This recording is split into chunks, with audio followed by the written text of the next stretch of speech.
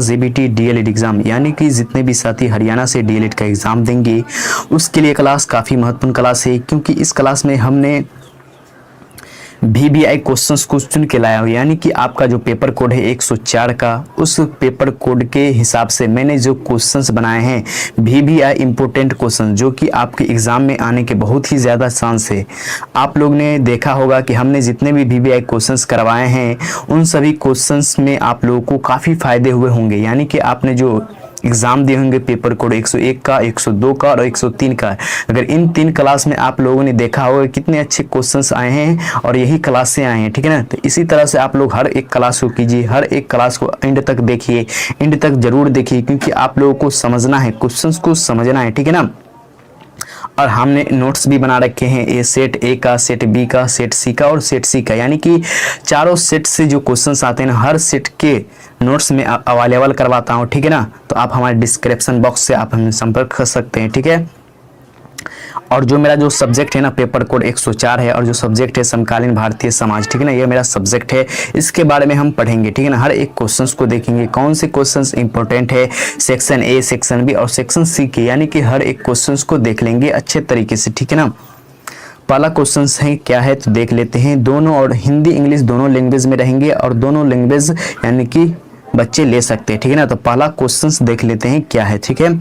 पहला क्वेश्चन है भारतीय संविधान के स्रोत लिखिए, यानी कि भारतीय संविधान के जो स्रोत है ना वो क्या है उसके बारे में कह रहे हैं लिखने को, ठीक है ना। तो उसके बारे में हम लिखेंगे।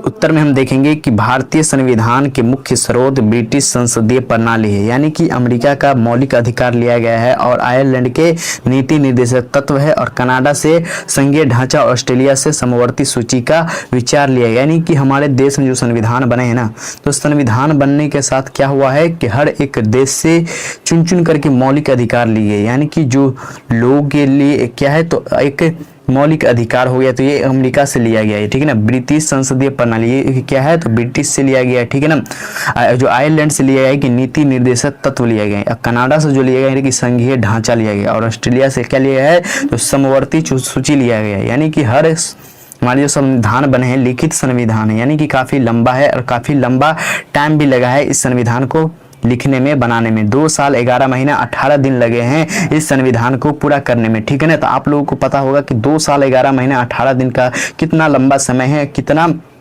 मेहनत कर करके इस संविधान को तैयार किया गया है, ठीक है ना।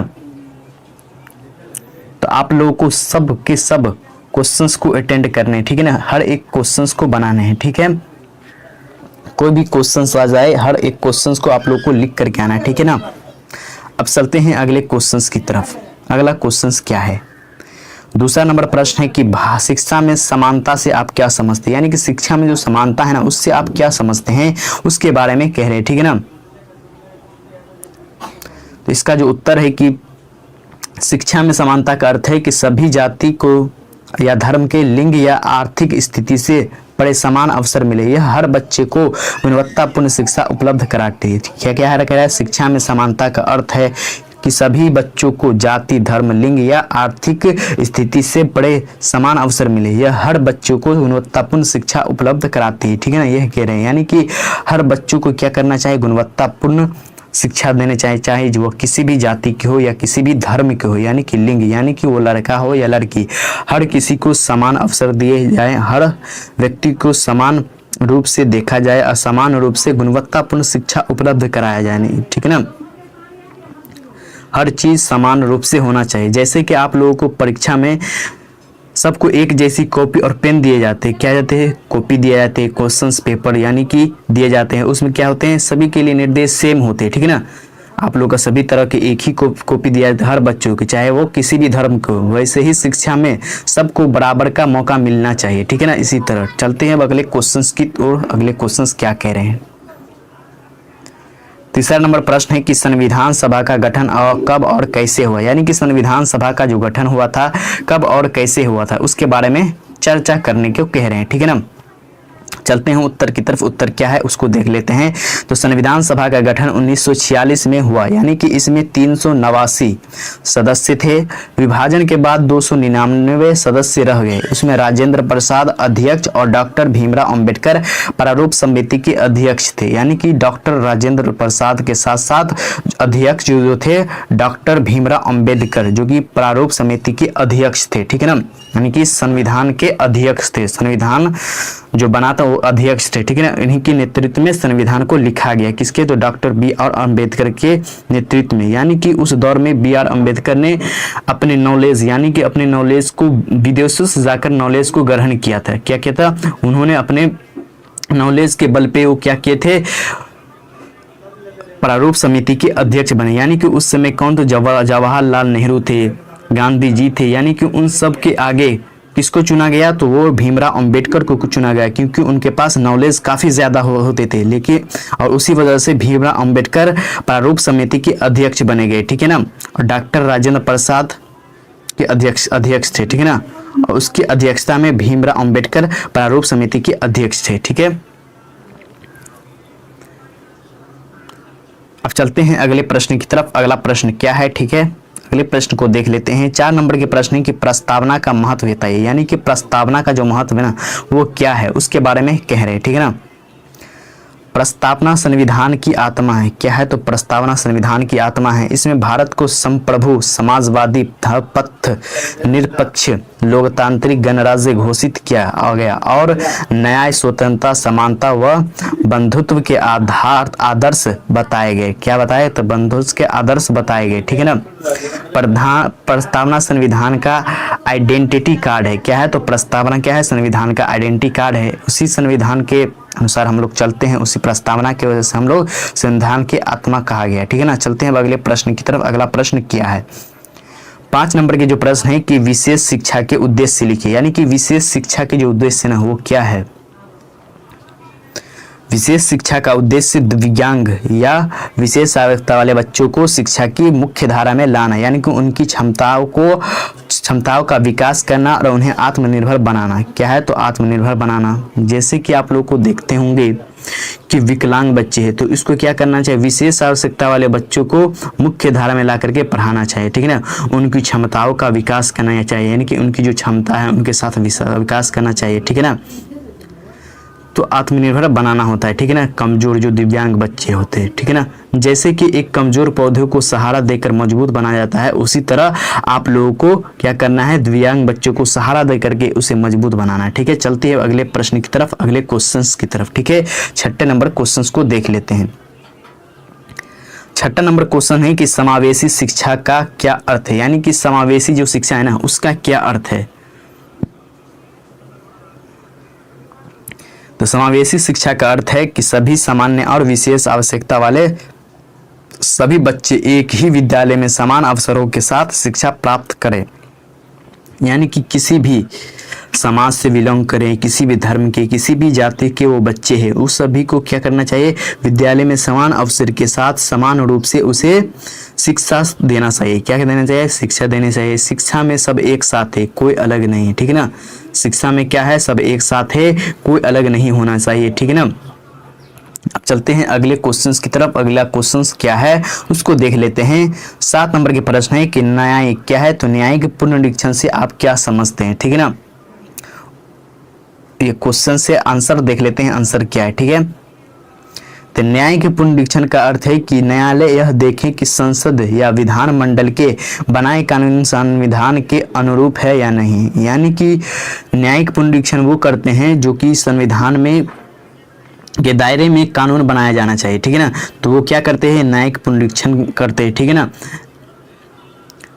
जो समझना, न्यायपालिका क्या करते हैं? संविधान की रखवाली करने पर वाला प्रहरी होता है, ठीक है ना। जैसे आप लोग देखते हैं कि बड़े बड़े मॉल वगैरह होते हैं तो उसमें क्या होते हैं? गार्ड होते हैं और वो प्रहरी के तौर पे काम करते हैं। तो उसी तरह न्यायपालिका क्या है? तो संविधान की रखने वाली प्रहरी होती है, ठीक है ना। चलते हैं अब अगले क्वेश्चंस की तरफ। अगले क्वेश्चंस क्या कह रहे हैं, ठीक है। 8 नंबर का प्रश्न है कि सर्वोच्च न्यायालय के न्यायाधीश बनने की योग्यता लिखिए, यानी कि क्या कर रहे हैं? सर्वोच्च जो न्यायालय होते हैं ना उनके जो न्यायाधीश बनने की जो योग्यता है ना कोर्ट जिसे कहते हैं, कोर्ट जैसे सुप्रीम कोर्ट जो बोलते हैं, ठीक है ना, सुप्रीम कोर्ट जो दिल्ली में, ठीक है ना, तो वह भारतीय नागरिक हो, उच्च न्यायालय का न्यायाधीश कम से कम 5 वर्ष रहा हो, यानी कि उच्च न्यायाधीश में कम से कम वो 5 वर्ष कार्यरत हो रहा हो, या 10 वर्ष अधिक वक्ता रहा हो, यानी कि 10 वर्ष अधिकतर रहा हो, अथवा राष्ट्रपति की दृष्टि में विधि विशेषज्ञ हो, क्या हो, तो विधि विशेषज्ञ हो, ठीक है ना, या राष्ट्रपति के अनुसार विधि का विशेषज्ञ हो, यानी कि सुप्रीम कोर्ट के जो जज होते हैं वही बन सकता है जो अनुभवी और योग्य होते हैं, ठीक है ना, सुप्रीम कोर्ट के जो जज होते हैं वो योग्य होने चाहिए, ठीक है ना। अब चलते हैं अगले प्रश्न की तरफ। अगला प्रश्न क्या है, तो 9वें नंबर की प्रश्न है कि राज्य सूची के 2 विषय लिखे, यानी कि राज्य सूची के है ना उनके 2 विषय क्या है, क्या करें, राज्य सूची के 2 विषय लिखे। तो देखते हैं आंसर की तरफ। तो राज्य सूची में पुलिस और लोक व्यवस्था प्रमुख विषय है। राज्य सूची में क्या होता है, पुलिस व्यवस्था राज्य के अंदर आते हैं, यानी कि राज्य के अपने पुलिस प्रशासन होते हैं जो कि लोगों की व्यवस्था के लिए बनाए जाते हैं, ठीक है ना। राज्य सरकार अपने क्षेत्र में कानून व्यवस्था संभालती है, यानी कि राज्य सरकार वो होते हैं जो अपने राज्य के अंदर क्या करते हैं, कानून व्यवस्था को संभालते हैं, ठीक है ना, शिक्षा को आगे की ओर ले जाते हैं, ठीक है। इसी तरह के कई सारे काम हैं राज्य सरकार के, ठीक है। चलते हैं अब अगले प्रश्न को देख लेते हैं। 10वां नंबर प्रश्न है कि दलगत प्रणाली के 2 गुण लिखिए, यानी कि दलगत प्रणाली जो है ना उनके 2 गुण लिखने को कह रहे हैं, उनके 2 गुण को लिखेंगे, ठीक है। तो उत्तर है दलगत प्रणाली जनता को विभिन्न विकल्प देती है और लोकतंत्र को मजबूत बनाती है। क्या करती है, तो लोकतंत्र को मजबूत बनाती है, जनता को अलग अलग क्या मिलते हैं, विकल्प मिलते हैं, ठीक है ना। और लोकतंत्र क्या होता है, तो मजबूत होता है। जैसे बाजार में कई दुकानें होती है लेकिन चुनाव में कई पार्टियां भी होती है, ठीक है ना। इसी तरह चलते हैं अगले प्रश्न की तरफ। अगले प्रश्न क्या है, 11 नंबर के प्रश्न है कि तेभागा आंदोलन क्या था, यानी कि तेभागा जो है ना आंदोलन है, उस आंदोलन में क्या हुआ था उसके बारे में कह रहे थे, ठीक है ना। तो उसका उत्तर है कि 1946 में बंगाल के किसानों ने फसल का 2/3 हिस्सा अपने पास रखने और 1/3 जमींदार को देने की मांग की। क्या कि किसानों ने फसल का 2/3 हिस्सा अपने पास रखने की मांग की और 1/3 जमींदार को देने की मांग की थी, ठीक है ना। यही हुआ था जो कि बंगाल में हुआ था, ठीक है ना। तो किसानों को न्याय के लिए संघर्ष किया गया था, ठीक है ना। तो अब चलते हैं अगले प्रश्न की तरफ। अगला प्रश्न क्या है, 12 नंबर के प्रश्न है कि शिक्षा का अधिकार क्या है, यानी कि शिक्षा जो है ना उसका अधिकार क्या है उसके बारे में समझते हैं। तो उत्तर है कि शिक्षा का अधिकार 6 से 14 वर्ष तक के बच्चों को निःशुल्क और अनिवार्य शिक्षा दिलाने का मौलिक अधिकार है। क्या है, तो एक मौलिक अधिकार है, यानी कि जो बच्चे 6 से 14 वर्ष के हैं ना उन बच्चों को क्या किया जाना चाहिए, मुफ्त में शिक्षा देनी चाहिए। क्या होनी चाहिए, मुफ्त में शिक्षा दिया जा रहा है, ठीक है ना। उसके लिए एक अनिवार्य रूप से शिक्षा प्रदान करना है, ठीक है ना। वो क्या है, तो एक मौलिक अधिकार है अनिवार्य रूप से शिक्षा प्रदान करना जो बच्चे 6 से 14 वर्ष के होते हैं, ठीक है ना। अब चलते हैं अगले प्रश्न की तरफ। अगला प्रश्न क्या है उसको देख लेते हैं। प्रश्न नंबर 3 नंबर का प्रश्न है कि वैश्वीकरण की परिभाषा दीजिए, यानी कि वैश्वीकरण है ना उसको परिभाषा देने को कह रहे, ठीक है ना। तो उत्तर की तरफ देखेंगे कि वैश्वीकरण की जो परिभाषा है वो क्या है। तो वैश्वीकरण वह प्रक्रिया है जिसके द्वारा विश्व के देशों के बीच आर्थिक, सांस्कृतिक, तकनीकी और राजनीतिक संबंधों का विस्तार होता है। इससे वस्तुएं, सेवाओं, विचारों और तकनीक का आदान प्रदान बढ़ता है और देशों के बीच परस्पर निर्भरता बढ़ती है। यानी कि वैश्वीकरण क्या है, एक देश दूसरे देश से क्या करते हैं, सामान को साझा करते हैं, यानी कि लेन देन करते हैं और इससे क्या होते हैं, देश की जो आर्थिक स्थिति है वो काफी सुधार होते हैं। जैसे हम वस्तुओं की सेवा करते हैं, ठीक है ना।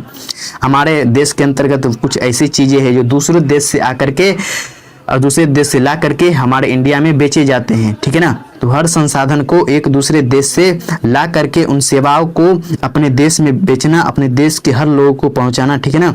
तो ये क्या है, तो एक वैश्वीकरण है। क्या है, तो एक वैश्वीकरण है, ठीक है ना। तो अब चलते हैं अगले क्वेश्चंस की तरफ। अगला क्वेश्चंस क्या है उसको देख लेते हैं। जाति व्यवस्था का एक दोष लिखिए। क्या कह रहे हैं, जाति व्यवस्था क्या है उसके एक दोष लिखने को कह रहे हैं, ठीक है ना। उत्तर की तरफ देखते हैं कि जाति व्यवस्था का सबसे बड़ा दोष है सामाजिक भेदभाव। क्या है, तो सामाजिक भेदभाव।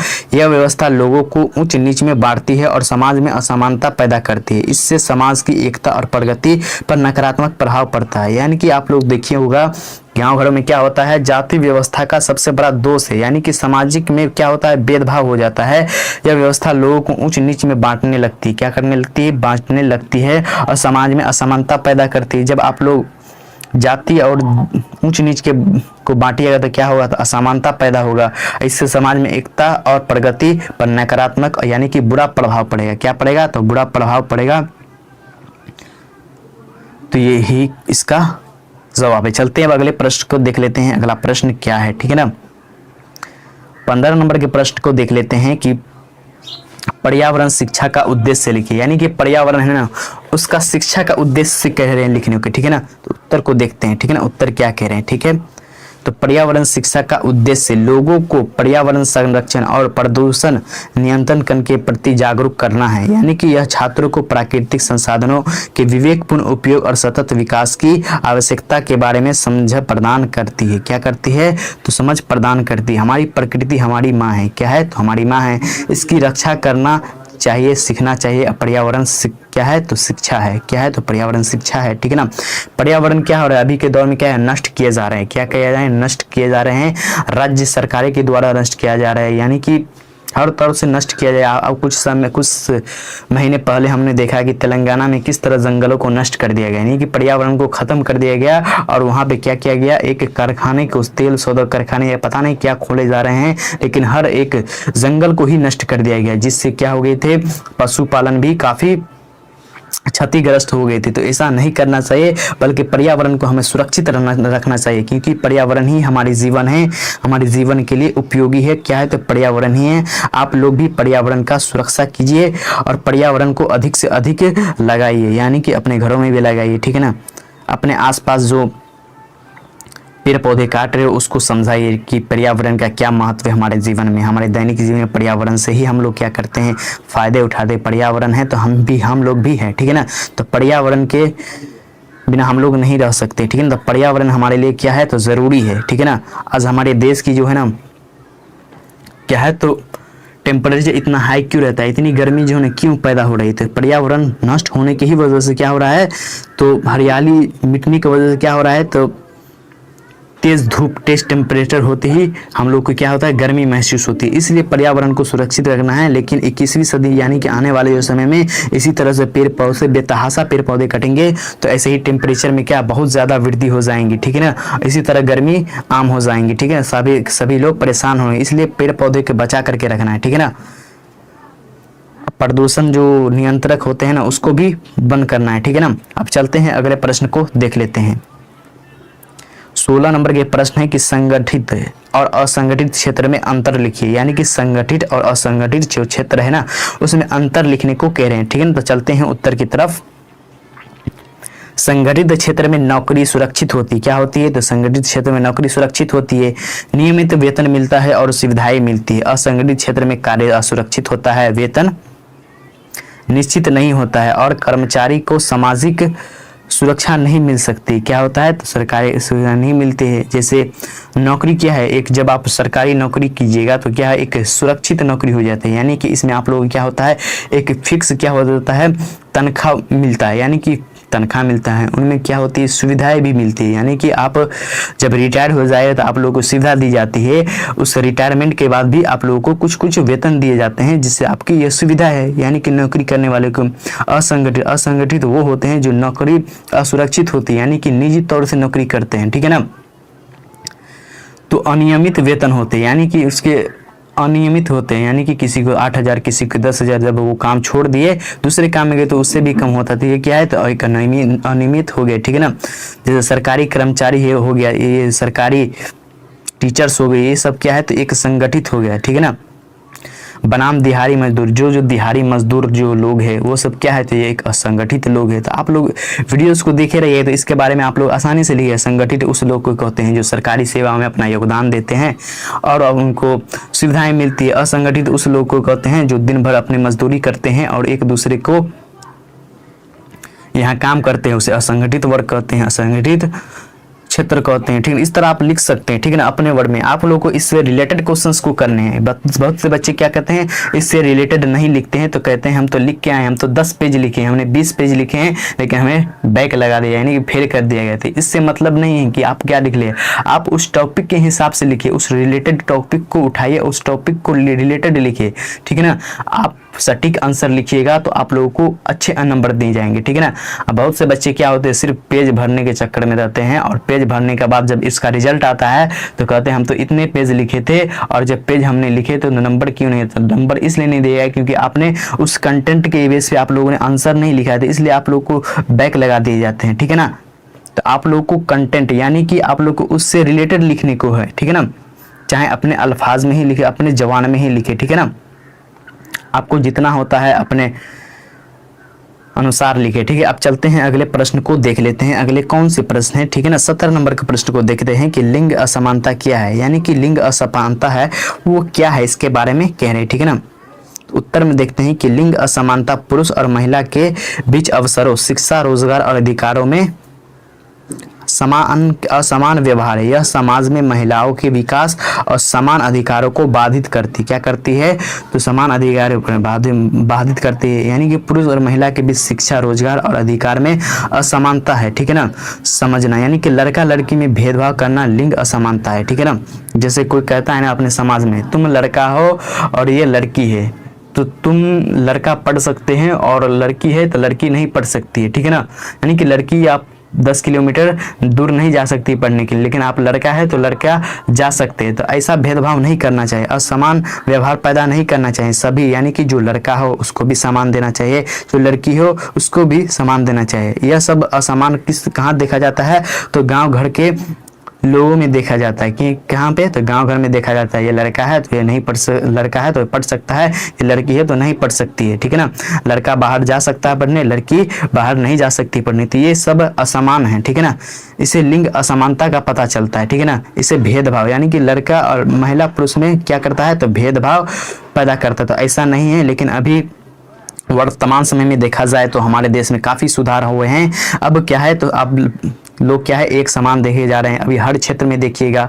ठीक है ना, पायलट हो, लोको पायलट हो, ठीक है ना, इंजीनियर हो, डॉक्टर्स हो, ठीक है ना, हर क्षेत्र में महिलाओं का योगदान है। ठीक है ना, हर क्षेत्र में महिला का योगदान है। ठीक है ना, सेना हो, थल सेना हो, वायु सेना हो, ठीक है ना, हर क्षेत्र में महिलाओं को अब समान अवसर मिल रहे हैं और महिला भी इसमें पार्टिसिपेट करके अपने बड़े बड़े ओहदे को संभाल रही है। ठीक है ना, अब चलते हैं अगले प्रश्न को देख लेते हैं। 18 नंबर के प्रश्न है कि मिड डे मील योजना क्या है, यानी कि मिड डे मील योजना है ना, वो कौन सी योजना है, इस मिड डे मील योजना में क्या लाभ है। ठीक है ना, उसको देख लेते हैं। तो मिड डे मील योजना 1995 में शुरू हुई। कहाँ हुई, तो 1995 में शुरू हुई। इसके तहत प्राथमिक यानी कि 1 से 5 जो बच्चे होते हैं ना, और माध्यमिक यानी कि 5 से जो 8 के होते हैं वो माध्यमिक होते हैं, और विद्यालयों में बच्चों को मुफ्त भोजन दिया जाता है। यानी कि जो बच्चे प्राथमिक लेवल के हैं, जो प्राइमरी लेवल के हैं, यानी अपर प्राइमरी लेवल के यानी कि माध्यमिक लेवल के जो बच्चे हैं उसको क्या दिया जाता है, मिड डे मील के अनुसार या योजना के अनुसार बच्चों को क्या जाता है, मुफ्त शिक्षा दी जाती है। क्या होता है, मुफ्त भोजन दिया जाती है। क्या देते हैं, मुफ्त भोजन दिया जाता है। क्या जाता है, मुफ्त भोजन दिया जाता है, ताकि पोषण स्तर सुधरे और विद्यालय में उपस्थिति बढ़े। यानी कि जब बच्चों को भोजन के अवसर जब मिलेंगे ना, तो बच्चों क्या करेंगे, स्कूल में जाएंगे और स्कूल में अपने पढ़ाई को करेंगे, पोषण तत्व मिलेंगे। ठीक है ना, इससे सुधरने और विद्यालयों में उपस्थिति बढ़ने की चांसेस है। ठीक है ना, ताकि बच्चे क्या हो जाए, बच्चे भूखे न रह सके और पेट भर करके, और पेट भरपूर जब पढ़े रहेगा तो बच्चे मन लगे भी पढ़ेंगे। इसलिए बच्चों को मिड डे मील के अनुसार, ठीक है ना, बच्चों को भोजन पर्याप्त मात्रा में, प्राथमिक लेवल के हैं, जो माध्यमिक लेवल के हैं स्कूल है, उसमें मिड डे मील की भोजन उपलब्ध कराए जाते हैं। ठीक है ना, चलते हुए अगले प्रश्न को देख लेते हैं। अगला प्रश्न क्या है उसको देखते हैं। 19 नंबर के प्रश्न है कि नक्सल 19 नंबर के प्रश्न क्या कह रहे हैं, नक्सल आंदोलन कब शुरू हुआ, यानी कि नक्सल जो आंदोलन है वो कब शुरू हुआ था उसके बारे में कह रहे हैं, ठीक है ना। तो नक्सल आंदोलन 1967 में पश्चिम बंगाल के नक्सल बाड़ी गांव से शुरू हुआ। कहाँ हुआ, तो पश्चिम बंगाल, जिसे बंगाल भी बोलते हैं, कोलकाता भी बोलते हैं, तो पश्चिम बंगाल के नक्सल बाड़ी गांव से शुरू हुआ। इसका उद्देश्य किसानों और गरीबों के अधिकारों की रक्षा करना था। बाद में यह कई राज्यों में फैल गया, यानी कि जो बंगाल में जो ये घटना हुआ था ना, कौन सा घटना हुआ था कि नक्सल आंदोलन जो नक्सलबाड़ी गांव से स्टार्ट हुआ और इस घटना से क्या हुआ, कई राज्यों में फैल गया, यानी कि यह घटना कई राज्यों में फैल गया, ठीक है ना। जिसमें किसानों और गरीबों को अधिकार की रक्षा के लिए बात की जाती थी, ठीक है। गरीब किसानों का विद्रोह जो हुआ था उसमें क्या हुआ था, नक्सलबाड़ी गांव से स्टार्ट हुआ था, ठीक है ना। और धीरे धीरे कहाँ, तो हर राज्य में फैल गए, ठीक है ना, कई राज्यों में फैल गए। अब चलते हैं अगले प्रश्न को देख लेते हैं। अगला प्रश्न क्या है, 20 नंबर के प्रश्न है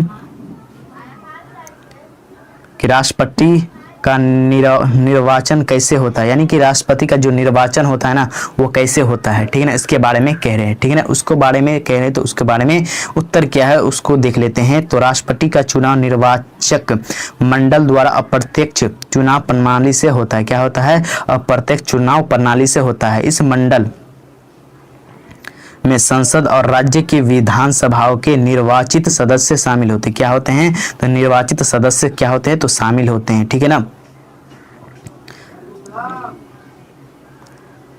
अब चलते हैं, इसमें क्या होता है, राष्ट्रपति चुनाव में क्या होता है कि जनता सीधे चुनाव नहीं करती, क्या होती है, राष्ट्रपति को जनता चुनाव नहीं करती, चुने हुए जो प्रतिनिधि होते हैं, यानी कि जो लोकतंत्र, यानी कि जो जनता के द्वारा जो सरकार चुने जाते हैं, जैसे संसद हो गए और राज्यसभा में जो संसद हो, राज्यसभा के संसद जो MP हो गए, वो सब क्या करते हैं, राष्ट्रपति की चुनाव करते हैं, ठीक है ना। अब चलते हैं अगले प्रश्न को देख लेते हैं। अगला प्रश्न क्या है, 21 नंबर के प्रश्न है कि राष्ट्रीय बाल अधिकार संरक्षण आयोग का गठन कब हुआ, यानी कि राष्ट्रीय बाल अधिकार संरक्षण आयोग का जो गठन हुआ था वो कब हुआ था उसके बारे में कह रहे, ठीक है ना। उसके बारे में देखेंगे, उत्तर को देखते हैं। उत्तर क्या है, तो राष्ट्रीय बाल अधिकार संरक्षण आयोग का गठन 2007 में हुआ। कहाँ हुआ, तो 2007 में हुआ। इसका मुख्य, यानी कि इसका जो मुख्य है उद्देश्य बच्चों के अधिकार की रक्षा और संवर्धन करना है, ठीक है ना। अब चलते हैं अगले प्रश्न को देख लेते हैं। 22 नंबर के प्रश्न है कि शिक्षक और समाज का संबंध लिखिए, यानी कि शिक्षक जो है ना और उसका जो समाज है उसका संबंध क्या है उसके बारे में लिखने को कह रहे हैं, ठीक है ना। तो उत्तर को देखेंगे, उत्तर में क्या लिखना है, ठीक है ना। शिक्षक समाज का दर्पण है, यानी कि शिक्षक क्या है, तो समाज का एक दर्पण है, ठीक है ना। वह बच्चों में ज्ञान, मूल्य और संस्कार देकर भावी समाज का निर्माण करता है। समाज की प्रगति शिक्षक पर निर्भर करती है, किस पर, तो शिक्षक पर करती है। समाज की प्रगति किस पर करती है, तो शिक्षक पर निर्भर करती है, ठीक है ना। अब चलते हैं अगले प्रश्न को देख लेते हैं। 23 नंबर के जो प्रश्न है उसको देखते हैं कि संवैधानिक प्रतिबद्धता से आप क्या समझते हैं, यानी कि संवैधानिक जो प्रतिबद्धता है ना उससे हम क्या समझते हैं, ठीक है ना, उसके बारे में कह रहे हैं, आप क्या समझते हैं। उत्तर में लिखना है कि संवैधानिक प्रतिबद्धता का अर्थ है संविधान में निहित मूल्य और आदर्शों का पालन, क्या है, तो निहित मूल्य और आदर्शों का पालन, ठीक है, करना। यह नागरिकों और सरकार दोनों को क्या करता है, मार्गदर्शन देता है, क्या करता है, तो मार्गदर्शन देता है, ठीक है ना। अब चलते हैं अगले क्वेश्चंस की तरफ। अगला क्वेश्चन है 24 नंबर के कि कोठारी आयोग की एक सिफारिश लिखी, यानी कि कोठारी आयोग की जो एक सिफारिश है ना उसके बारे में लिखने को कह रहे हैं, ठीक है ना। तो देखते हैं उत्तर में, ठीक है। कोठरी आयोग 1964 से 66 ने सिफारिश की कि शिक्षा पर राष्ट्रीय आय का कम से कम 6% खर्च होना, यानी कि कोठरी आयोग जो था उसने कहा था कि कम से कम शिक्षा के प्रति राष्ट्रीय आय पर जो शिक्षा के प्रति है वो 6% खर्च होना चाहिए। कितने, तो 6% खर्च होना चाहिए। चलते हैं अब अगले प्रश्न को देखते हैं। 25 नंबर के प्रश्न है कि दूरस्थ शिक्षा का अर्थ क्या है, यानी कि दूरस्थ जो शिक्षा है उसका अर्थ क्या है, ठीक है ना। उत्तर को देखते हैं। दूरस्थ शिक्षा ऐसी प्रणाली है जिसमें छात्र और शिक्षक आमने सामने नहीं होते हैं। यह पत्राचार और ऑनलाइन माध्यम से संचालित होती, क्या होती है, तो संचालित होती है, ठीक है ना। दूरस्थ क्या होता है, दूरस्थ शिक्षा कहते हैं, क्या कहते हैं, दूरस्थ शिक्षा। इस शिक्षा में क्या होता है, आमने सामने नहीं होता है, ठीक है ना। जैसे अभी हम लोग क्या कर रहे हैं, अभी हम लोग शिक्षा ग्रहण कर रहे हैं, हम और आप आमने सामने नहीं है, लेकिन हम क्या कर रहे हैं, एक शिक्षा को हम ग्रहण कर रहे हैं। किससे? तो एक समाचार पत्र, मोबाइल्स के जरिए हम क्या कर रहे हैं, ठीक है ना, यूट्यूब प्लेटफॉर्म वहां से कर रहे हैं, ठीक है ना। तो अब चलते हैं अगले प्रश्न, ऑनलाइन के माध्यम से कर रहे हैं, ठीक है ना, ऑनलाइन से जो माध्यम संचालित हो रही है वही से कर रहे हैं, ठीक है ना। अब चलते हैं एक 26 नंबर के प्रश्न को देखते हैं, ठीक है ना।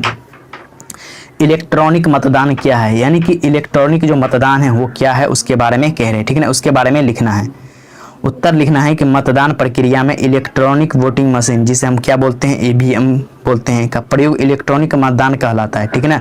इससे समय और श्रम की बचत होती है, यानी कि अभी क्या है, तो हर जगह इलेक्ट्रॉनिक यानी कि ईवीएम से क्या होता है, मतदान होता है, क्या होता है, तो मतदान होता है। इससे क्या होता है, समय की क्या होती है, बचत होती है, ठीक है ना, और श्रम यानी कि मेहनत भी कम लगता है, ठीक है ना। इसमें क्या होता है, एक कंप्यूटर्स की तरह होते हैं और उन भी चुनाव चिन्ह जो होते हैं ना वो लगाए जाते हैं, और उसमें क्या है, बटन सिर्फ दबाइए, आप जिसको मत दीजिएगा उसमें वोटिंग चला जाएगा, ठीक है ना। उसमें क्या होता है, ईवीएम, उसे हम ईवीएम मशीन बोलते हैं, ठीक है ना। अब चलते हैं अगले क्वेश्चंस की तरफ। अगला क्वेश्चंस क्या है उसको देख लेते हैं। 27 नंबर के प्रश्न है कि वित्तीय सुधार, क्या बोल रहे हैं कि वित्तीय सुधार के 2 घटक लिखिए, यानी कि वित्तीय जो सुधार है ना उसके जो 2 घटक है उसको लिखने के लिए कह रहे हैं, ठीक है ना। तो उसको लिखेंगे, चलते हैं उत्तर की तरफ। तो वित्तीय सुधार में कई प्रणाली का सुधार है और बैंकिंग प्रणाली का आधुनिकीकरण प्रमुख घटक है, ठीक है, इस तरह आपको लिखना। चलते हैं अब अगले प्रश्न को देख लेते हैं। 28 नंबर के प्रश्न है कि नीति निर्देशक तत्व और मौलिक अधिकार में अंतर लिखिए, यानी कि नीति निर्देशक जो तत्व है और जो मौलिक अधिकार है उसमें अंतर लिखने को कह रहे हैं, ठीक है ना। अब देखते हैं उत्तर की तरफ, ठीक है। तो मौलिक अधिकार न्यायालय से लागू कराए जा सकते हैं, जबकि नीति निर्देशक तत्व केवल राज्य को मार्गदर्शन देते हैं और न्यायालय में बाध्यकारी नहीं है, ठीक है ना, इस तरह आपको लिखना है। अब 29 नंबर के जो प्रश्न है उसको देख लेते हैं कि राज्यसभा की एक विशेष शक्ति लिखिए, यानी कि राज्यसभा की जो एक विशेष शक्ति है उसको लिखने के लिए कर रहे हैं, ठीक है ना। उसको देखते हैं। तो राज्यसभा अखिल भारतीय सेवाओं के गठन की अनुमति दे सकती, क्या दे सकती है, सेवाओं की अनुमति दे सकती, ठीक है ना। ये इसका उत्तर है, ठीक है ना। 30 नंबर के प्रश्न को देखते हैं कि शिक्षा का व्यवसायीकरण क्यों बढ़ा है, यानी कि शिक्षा का जो व्यवसायीकरण है वो क्यों बढ़ा है, ठीक है ना, उसको देख लेते हैं। सरकारी संसाधनों की कमी, क्या है, तो सरकारी संसाधनों की कमी और गुणवत्तापूर्ण शिक्षा की मांग के कारण निजी विद्यालय और कॉलेज तेजी से बढ़े, क्या हुए, तो तेजी से बढ़े हैं। इससे शिक्षा का व्यवसायीकरण हुआ है, क्या है, तो शिक्षा का व्यवसायीकरण हुआ, ठीक है ना, इस तरह आपको लिखने हैं। सेक्शन बी के क्वेश्चन आंसर को देखेंगे। सेक्शन बी में जो 100 वर्ड में आते हैं जो कि 5 नंबर में पूछे जाते हैं, ठीक है ना। चलते हैं क्वेश्चंस की तरफ, कौन कौन से क्वेश्चंस है, ठीक है ना। पहला क्वेश्चन है कि शैक्षिक समानता बढ़ाने के उपाय बताइए, यानी कि शैक्षिक समानता के जो बढ़ाने के जो उपाय है उसको बताइए, ठीक है ना। तो चलते हैं उत्तर की तरफ, कौन से हैं, ठीक है ना। उत्तर की तरफ देखते हैं कि शैक्षिक समानता बढ़ाने के लिए सरकार ने नई कदम उठाए हैं, यानी कि निःशुल्क और अनिवार्य शिक्षा कानून 2009 लागू किया गया है, यानी कि अनुसूचित जाति, जनजाति और पिछड़े वर्गों के लिए छात्रवृत्तियां दी जाती हैं, जिसमें मिड डे मील योजना और निःशुल्क पाठ्य पुस्तकें शिक्षा में अवसर की समानता प्रदान करती है। इसके अलावा डिजिटल शिक्षा और ग्रामीण क्षेत्रों में विद्यालय खोलने से भी समानता बढ़ी है, यानी कि निःशुल्क, यानी कि 2009 में क्या हुआ था कि निःशुल्क और अनिवार्य शिक्षा कानून लागू किया गया, यानी कि जिसमें अनुसूचित जाति और जनजाति और पिछड़े वर्ग के छात्रों को छात्रवृत्ति के रूप में पैसे दिए जाते थे, उनको ड्रेस आवास के लिए पैसे दिए जाते हैं, ठीक है ना, और मिड डे मील और मुफ्त किताबें भी दिए जाते हैं, यानी कि इसमें आप लोगों को मुफ्त शिक्षा दिए जाते हैं और मुफ्त किताबें दिए जाते हैं, ठीक है ना। डिजिटल शिक्षा और ग्रामीण क्षेत्रों में स्कूल खुलना, यानी कि आप लोगों को डिजिटल शिक्षा देना और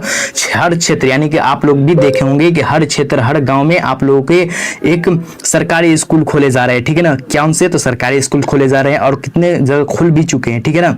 तो ये सब क्या है, तो 2009 में जो निःशुल्क अनिवार्य शिक्षा लाया गया था इसी में ये सब कहे गए थे, ठीक है ना, और इसका जो पालन भी हो रहा है, ठीक है। अब चलते हैं अगले प्रश्न को देखते हैं।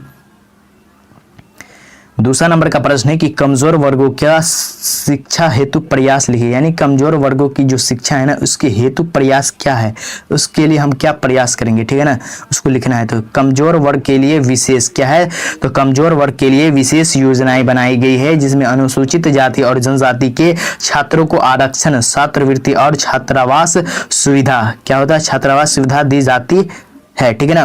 बालिकाओं की शिक्षा को प्रोत्साहित करने के लिए बेटी बचाओ और बेटी पढ़ाओ, यही जो नारा है, बेटी बचाओ बेटी पढ़ाओ, केंद्र से लेकर हर राज्य में यह नारा लगाए जाते हैं, बेटी बचाओ बेटी पढ़ाओ। और सुकन्या समृद्धि योजना यानी कि शुरू की गई, यानी कि सरकार ने निःशुल्क शिक्षा और मिड डे मील से भी उनकी भागीदारी बढ़ी, यानी कि इन सभी योजनाओं से क्या हुआ है, बेटियों का क्या हुआ है, आगे जाने के अवसर मिले, ठीक है। इस तरह आपको लिख देना है। चलते हैं अब अगले क्वेश्चन की तरफ।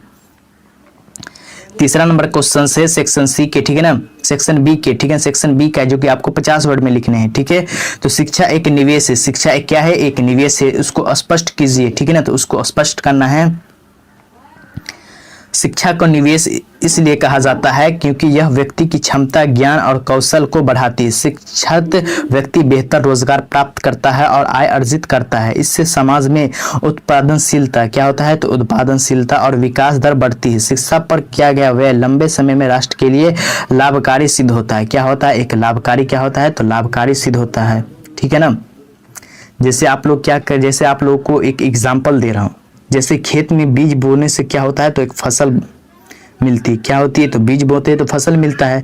तो वैसे ही शिक्षा में खर्च करने से भविष्य में लाभ मिलता है। यानी कि अभी हम आप लोग डीएलएड कोर्स कर रहे हैं, ठीक है ना, तो आप लोग की जो कॉलेज फी है काफ़ी ज़्यादा लगे होंगे, ठीक है ना। तो आप उन कॉलेज फी को क्यों ज़्यादा दिए, क्योंकि आप लोगों के जो भविष्य है ना, आप लोग के जो भविष्य बनने वाले ना, उसके लिए आप उतने पैसे खर्च किए हैं। आपके जो भविष्य के जो लाभ मिलेंगे उसके लिए आपने इतने पैसे खर्च किए, ठीक है ना। आप जो कोर्स कर लीजिएगा तो आप जो सरकारी जो टीचर्स होते हैं उसमें आप बहाल हो जाए तो क्या है, तो आप लोग के भविष्य यानी कि फ्यूचर सेट हो जाता है, ठीक है ना। तो इसलिए तो आप खर्च कर रहे हैं ना, तो यही सब है, ठीक है ना। अब चलते हैं अब अगले क्वेश्चंस की तरफ, अगले क्वेश्चंस को देख लेते हैं, ठीक है ना। प्रश्न है चौथे नंबर की कि एक अच्छे मूल्यांकन की विशेषताएं लिखिए, यानी कि एक अच्छे जो मूल्यांकन है ना उसकी क्या विशेषताएं हैं उनके बारे में लिखने को कह रही, ठीक है ना। तो देखते हैं आंसर को। अच्छा मूल्यांकन निष्पक्ष, वस्तुनिष्ठ और पारदर्शी होना चाहिए। क्या होना चाहिए, पारदर्शी होना चाहिए। या छात्रों के ज्ञान, कौशल और व्यवहार सभी पहलुओं को मापे, ठीक है ना। मूल्यांकन सतत होना चाहिए ताकि छात्र की प्रगति का सही अंदाजा लगे। इसमें स्पष्ट मापदंड हो और छात्र की कमजोरियां और शक्तियों का संतुलित आकलन हो। क्या होना चाहिए, संतुलित आकलन होना चाहिए, ठीक है ना। चलते हैं अगले प्रश्न को देखते हैं, ठीक है।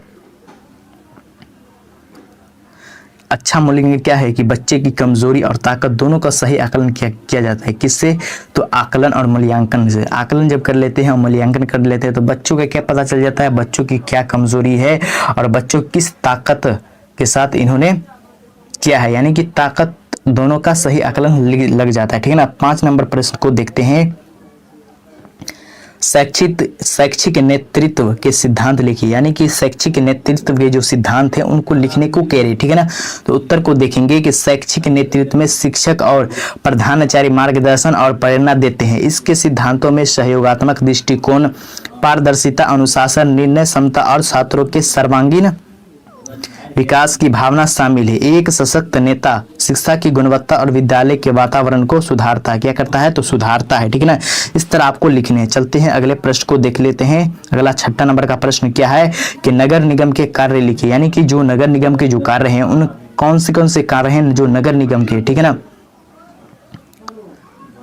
तो उत्तर की तरफ देखते हैं। तो उत्तर है कि नगर निगम शहर के प्रशासन के लिए जिम्मेदार होता है। क्या होता है, नगर निगम क्या होता है, प्रशासन के लिए जिम्मेदार होता है। इसके मुख्य कार्यों में सड़क, जलपूर्ति, स्वच्छता और सीवेज व्यवस्था, सार्वजनिक स्वास्थ्य सेवाएं हैं। शिक्षा और परिवहन शामिल है। यह संपत्ति कर और अन्य करों से राजस्व प्राप्त करता है और नागरिकों की सुविधा के लिए योजनाएं क्या करता है, योजनाएं लागू करता है, ठीक है ना। ये सब क्या है, तो नगर निगम के है। नगर निगम आप लोग देखे होंगे, पहला एक गांव स्तर का होता है, एक शहर स्तर का होता है, जिसे हम लोग नगर निगम शहर बोलते हैं। इसमें क्या होता है कि उस नगर निगम के जितने भी लोग रहते हैं ना, तो उसको क्या करना है, जल की आपूर्ति करना है, ठीक है ना। जल को पूरे जगह ले जाना है, पूरे आवास तक पहुंचाना है, ठीक है ना। और जो आवास में लोग रहते हैं, जो घर में रहते हैं और जो समाज में जो रोड वगैरह है उन सभी को क्या करना है, स्वच्छता करना है, यानी कि स्वच्छ करना है। ये सब क्या है, तो ये सब नगर निगम के कार्य हैं, ठीक है ना। सीवेज व्यवस्था करना यानी कि सार्वजनिक स्वास्थ्य सेवा, यानी कि जो स्वास्थ्य यानी कि जिसमें आप लोगों को इलाज किया जाता है उन सभी की भी व्यवस्था होनी चाहिए, ठीक है ना, स्वास्थ्य सेवा होनी चाहिए। शिक्षा और परिवहन शामिल है, जिसमें आप लोगों को परिवहन संचालन यानी कि बस वगैरह चलवाने का भी नगर निगम के ही अंतर्गत आता है, ठीक है ना। जैसे शिक्षा में सुधार करना, ये सब होते हैं, ठीक है ना। ये संपत्ति कर अन्य करों से राजस्व प्राप्त करता है, ठीक है ना। यानी कि शहर का प्रशासन चलाने वाली संस्था ही नगर निगम है, ठीक है ना। चलते हैं अब अगले क्वेश्चंस की तरफ, ठीक है ना। अगले क्वेश्चंस क्या है, 7 नंबर का प्रश्न है कि राष्ट्रपति की संकटकालीन शक्तियां लिखी, यानी कि राष्ट्रपति जो होते हैं ना उसकी क्या शक्तियां है, यानी कि उनके पावर क्या है ना। और हर एक व्यक्ति के पास पावर है, राष्ट्रपति के पास अलग पावर है, प्राइम मिनिस्टर के पास अलग पावर है, क्या है तो एक पावर है, ठीक है ना। एमपी के पास अलग पावर है, विधायक के पास अलग पावर है, मुखिया के पास अलग पावर है, पंच के पास अलग पावर है, सरपंच के पास अलग पावर है। लेकिन उनके कौन कौन से पावर है, तो उनमें से मैं राष्ट्रपति के बारे में कहता हूँ। राष्ट्रपति की जो संकटकालीन शक्तियां है ना उसको लिखेंगे, ठीक है ना, पावर को, ठीक है। पावर की, राष्ट्रपति की जो पावर है उसको देख लेते हैं। तो राष्ट्रपति 3 प्रकार की आपात स्थिति घोषित कर सकते हैं, यानी कि राष्ट्रपति की जो पावर है ना वो पावर क्या है, तो उनके 3 प्रकार के पावर, ठीक है ना। राष्ट्रीय आपात, यानी कि एक राष्ट्रीय आपात हो गया, ठीक है ना। एक होता है राज्य आपात और वित्तीय आपात। राष्ट्रीय आपात युद्ध या विद्रोह के समय लगती है, यानी कि राष्ट्रीय आपात कब लगता है, जब कोई एक दूसरे, यानी कि जब कोई देश दूसरे देश से क्या करते हैं, लड़ाई करते हैं, ठीक है ना। जैसे हमारे देश से दूसरे देश से लड़ाई हो गया, तो ये सब क्या है, तो ये सब आपातकालीन घोषणा कौन करेगा, तो राष्ट्रपति के हैंड में हो जाएगा, ठीक है ना, राष्ट्रपति के पावर में आएगा, ठीक है ना। राज्य आपात में राष्ट्रपति किसी राज्य की सरकार को बर्खास्त कर सकता है, यानी कि राज्य में कोई आपात हो गया तो उस स्थिति में क्या कर सकता है, राष्ट्रपति के पास पावर है कि राज्य की जो सरकार होती है ना उसको बर्खास्त कर सकता है, उसे खारिज कर सकता है, ठीक है ना। ये पावर है किसके, तो राष्ट्रपति की, ठीक है ना। वित्तीय आपात में केंद्र सरकार की वित्तीय नियंत्रण लेती है, यानी कि वित्तीय मामले में, यानी कि हमारे जो अर्थव्यवस्था है उस अर्थव्यवस्था में काफी हानि हो जाना, काफी क्षति पहुंचना, और उस स्थिति में क्या हो जाता है, तो आपात, राष्ट्रपति आपात लगा देते हैं, केंद्र सरकार की वित्तीय नियंत्रण लेती है, ठीक है ना। इस तरह आपको लिख देने, ठीक है ना। यानी कि संकट की घड़ी में, यानी कि आपको सीधा सीधा मैं कहूं तो संकट की घड़ी में राष्ट्रपति को असाधारण शक्तियां मिलती है, ठीक है ना।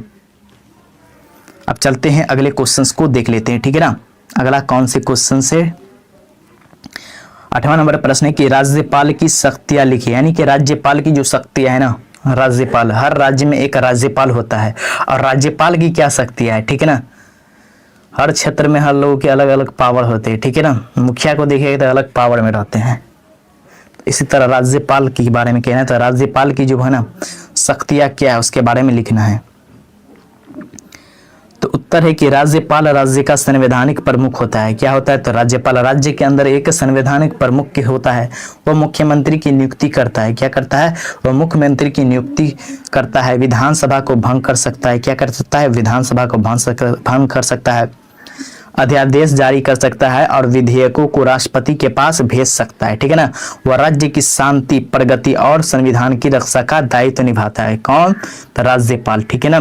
तो राज्यपाल राज्य का संवैधानिक प्रमुख माना जाता है, प्रमुख होता है, ठीक है ना। उसको देख लेते हैं। अब अगले क्वेश्चंस को देखते हैं, अगले प्रश्न को देखते हैं। अब 9वां नंबर प्रश्न है कि मुख्यमंत्री की शक्तियां क्या है, यानी कि जो हमारे स्टेट में जो हमारे सरकार होते हैं, हमारे जो मुख्यमंत्री होते हैं, सीएम जिसे बोलते हैं, चीफ मिनिस्टर जो इसे बोलते हैं, उनकी जो शक्तियां है ना वो कौन सी शक्तियां मुख्यमंत्री की, उसके बारे में कह रहे, ठीक है ना। तो उत्तर देखेंगे कि मुख्यमंत्री राज्य सरकार का प्रमुख होता है। क्या होता है, तो मुख्यमंत्री राज्य सरकार का प्रमुख होता है। वह मंत्री परिषद का नेतृत्व करता है और नीतियां बनाता है। वह राज्यपाल को परामर्श देता है, यानी कि मुख्यमंत्री की यह पावर है कि वह मंत्री परिषद चुनते हैं, ठीक है ना। उसके नेतृत्व के अनुसार क्या करते हैं, राज्य सरकार चलाते हैं, ठीक है ना। और प्रशासनिक कार्यों की निगरानी करता है और विधानसभा में सरकार का प्रतिनिधित्व करता है, ठीक है ना। और राज्य के विकास के लिए योजनाएं लागू करता है, यानी कि राज्य का जो विकास है उस विकास के लिए नई नई योजनाएं लागू करता है। तो वो सब कौन करता है, तो राज्य सरकार ही है, तो राज्य सरकार ही करेंगे, ठीक है ना। और देश को राज्य को विकास की ओर ले जाए और विकासशील राज्य बन जाए, ठीक है ना। तो ये सब योजनाएं कौन, तो मुख्यमंत्री के नेतृत्व में होता है, ठीक है। अब अगले क्वेश्चंस को देखते हैं, और ये सब पावर जो थे वो किसके, तो मुख्यमंत्री की थी, ठीक है ना। अब न्यायपालिका की स्वतंत्रता क्यों आवश्यक है, यानी कि न्यायपालिका जो है ना उसकी जो स्वतंत्रता है ना, जिसे फ्रीडम बोलते हैं, आज़ादी जिसे बोलते हैं, ठीक है ना, क्यों आवश्यक है, ठीक है ना, उसके बारे में कह रहे हैं, ठीक है। न्यायपालिका की स्वतंत्रता लोकतंत्र का नींव है, क्या है, तो लोकतंत्र का नींव है, ठीक है ना। यह नागरिकों के मौलिक अधिकारों की रक्षा करती, क्या करती है, तो रक्षा करती है। यदि न्यायपालिका स्वतंत्र न हो तो कार्यपालिका और विधायिका हस्तक्षेप कर सकती है, यानी कि स्वतंत्र न्यायपालिका कानून के शासन को बनाए रखती है और सबको समान न्याय देती है, ठीक है ना। इस तरह आपको लिखने चलते हैं। अब अगले क्वेश्चन को देख लेते हैं। अगला प्रश्न क्या है, 11 नंबर प्रश्न को देखेंगे कि संसद में साधारण विधि निर्माण की प्रक्रिया बताए, क्या है, तो संसद में क्या कह रहे हैं, तो संसद में साधारण विधि निर्माण की प्रक्रिया बताए, ठीक है ना। तो चलते हैं उत्तर की तरफ। उत्तर है कि साधारण विधेयक पहले लोकसभा या राज्यसभा में प्रस्तुत होता है, कहाँ होता है, तो पहले लोकसभा या राज्यसभा में प्रस्तुत होता है, और उसके बाद क्या होता है, बहस होकर के और संशोधन के साथ बाद सदन इसे पारित करता है, ठीक है ना। फिर दूसरा सदन इसे पारित करता है, और अंत में जो क्या होता है, तो राष्ट्रपति की स्वीकृति से विधेयक कानून बन जाता है। यानी कि जब कोई बिल आता है, कोई बिल जो आता है तो पहले कहाँ ला जाता है, तो पहले संसद में लाया जाता है, और संसद में लाने के बाद यहाँ पे उस पे चिंतन मंथन क्या होता है, यानी कि विपक्ष के पार्टी है और पक्ष के जो पार्टी है उसे क्या होते हैं, कुछ बहस होते हैं, यानी कि उसमें जो कुछ चीजें जो ऐसे भी होते हैं, जो विपक्ष के जो लोग होते हैं उसे कुछ अच्छा नहीं लगता, इसलिए वो वहाँ पे क्या करते हैं, डिस्कस करते हैं, ठीक है ना। कहाँ, तो संसद भवन में डिस्कस करते हैं। वहाँ से क्लियर हो जाने के बाद कहाँ जाते हैं, तो राज्यसभा में जाते हैं। राज्यसभा जब हो जाते हैं तो क्या अंत में जो होता है, तो राष्ट्रपति, यानी कि राष्ट्रपति जब साइन कर देते हैं तो वो क्या हो जाते हैं, लागू हो जाते हैं, ठीक है ना। इस तरह है, ठीक है ना। आप चलते हैं अगले प्रश्न की तरफ, ठीक है। 12 नंबर के प्रश्न है कि पंचायत या ग्राम सभा के कार्य लिखे, यानी कि जो हमारे पंचायत है, ठीक है ना, जैसे हम गांव देहात में बोलते हैं पंचायत, ग्राम सभा के कार्य क्या है, यानी कि उनके जो कार्य है ना उसको लिखने के लिए कह रहे हैं, ठीक है ना। तो ग्राम सभा की आधारभूत इकाई है कि इसके कार्य में गांव की सड़क, जल आपूर्ति, स्वच्छता, शिक्षा और स्वास्थ्य देखभाल शामिल है, ठीक है ना। ये सब क्या है, तो देखभाल शामिल है, यानी कि गांव में क्या होता है, सड़क को, जल आपूर्ति को, स्वच्छता को, यानी कि शिक्षा को और स्वास्थ्य देखभाल शामिल है। जैसे सरकारी योजनाओं को लागू करती है और ग्रामीण विकास के लिए निर्णय लेती है, ठीक है ना। इस तरह आपको लिखना। आप चलते हैं अगले प्रश्न को देख लेते हैं। अगला कौन सा प्रश्न है, ठीक है ना। 13 नंबर का ये प्रश्न है कि असमान विद्यालय प्रणाली के परिणाम बताइए, यानी कि असमान विद्यालय के जो प्रणाली है उनके क्या परिणाम है उनको बताइए, ठीक है ना। अब देखते हैं उत्तर की तरफ, ठीक है। असमान विद्यालय प्रणाली से शिक्षा में असमानता बढ़ती है, क्या होती है, तो असमानता बढ़ती है। अमीर और गरीब बच्चों में अवसरों का अंतर होता है, यानी कि निजी विद्यालय बेहतर सुविधा देती है, क्या देती है, तो जो निजी विद्यालय होते हैं, यानी कि प्राइवेट विद्यालय होते हैं तो बेहतर सुविधा देते हैं, जबकि सरकारी विद्यालय पिछड़े जाति क्या है, पिछड़े हो जाए, यहाँ पिछड़े पिछड़े जाते हैं, ठीक है ना, पिछड़ जाते हैं, क्या हो जाए, पिछड़ जाते हैं, यानी कि इससे समाज में असमानता और वर्ग भेद गहरता है, ठीक है ना, गहराता है। इस तरह आपको लिखना है। अब चलते हैं अगले प्रश्न को देख लेते हैं। 14 नंबर का प्रश्न है कि 73वां और 74वां संशोधन का महत्व लिखिए, यानी कि 73वां और 74वां का जो संशोधन का जो महत्व है ना उनको लिखने को कह रहे हैं, ठीक है ना। उत्तर को देख लेते हैं। 73वां संशोधन पंचायती राज को संवैधानिक दर्जा देता है, कैसा, तो संवैधानिक दर्जा देता है और ग्रामीण स्तर पर स्वशासन सुनिश्चित करता है। 74वां संशोधन नगर निकायों को अधिकार देता है ताकि शहरी प्रशासन मजबूत हो। इनसे लोकतंत्र जमीनी स्तर तक पहुंचा, यानी कि इसमें क्या हुआ, इसमें लोकतंत्र जमीनी स्तर तक पहुंचा, ठीक है ना। ये आपका आंसर हो। अब चलते हैं अगले प्रश्न को देखते हैं। अगला प्रश्न क्या है, ठीक है ना।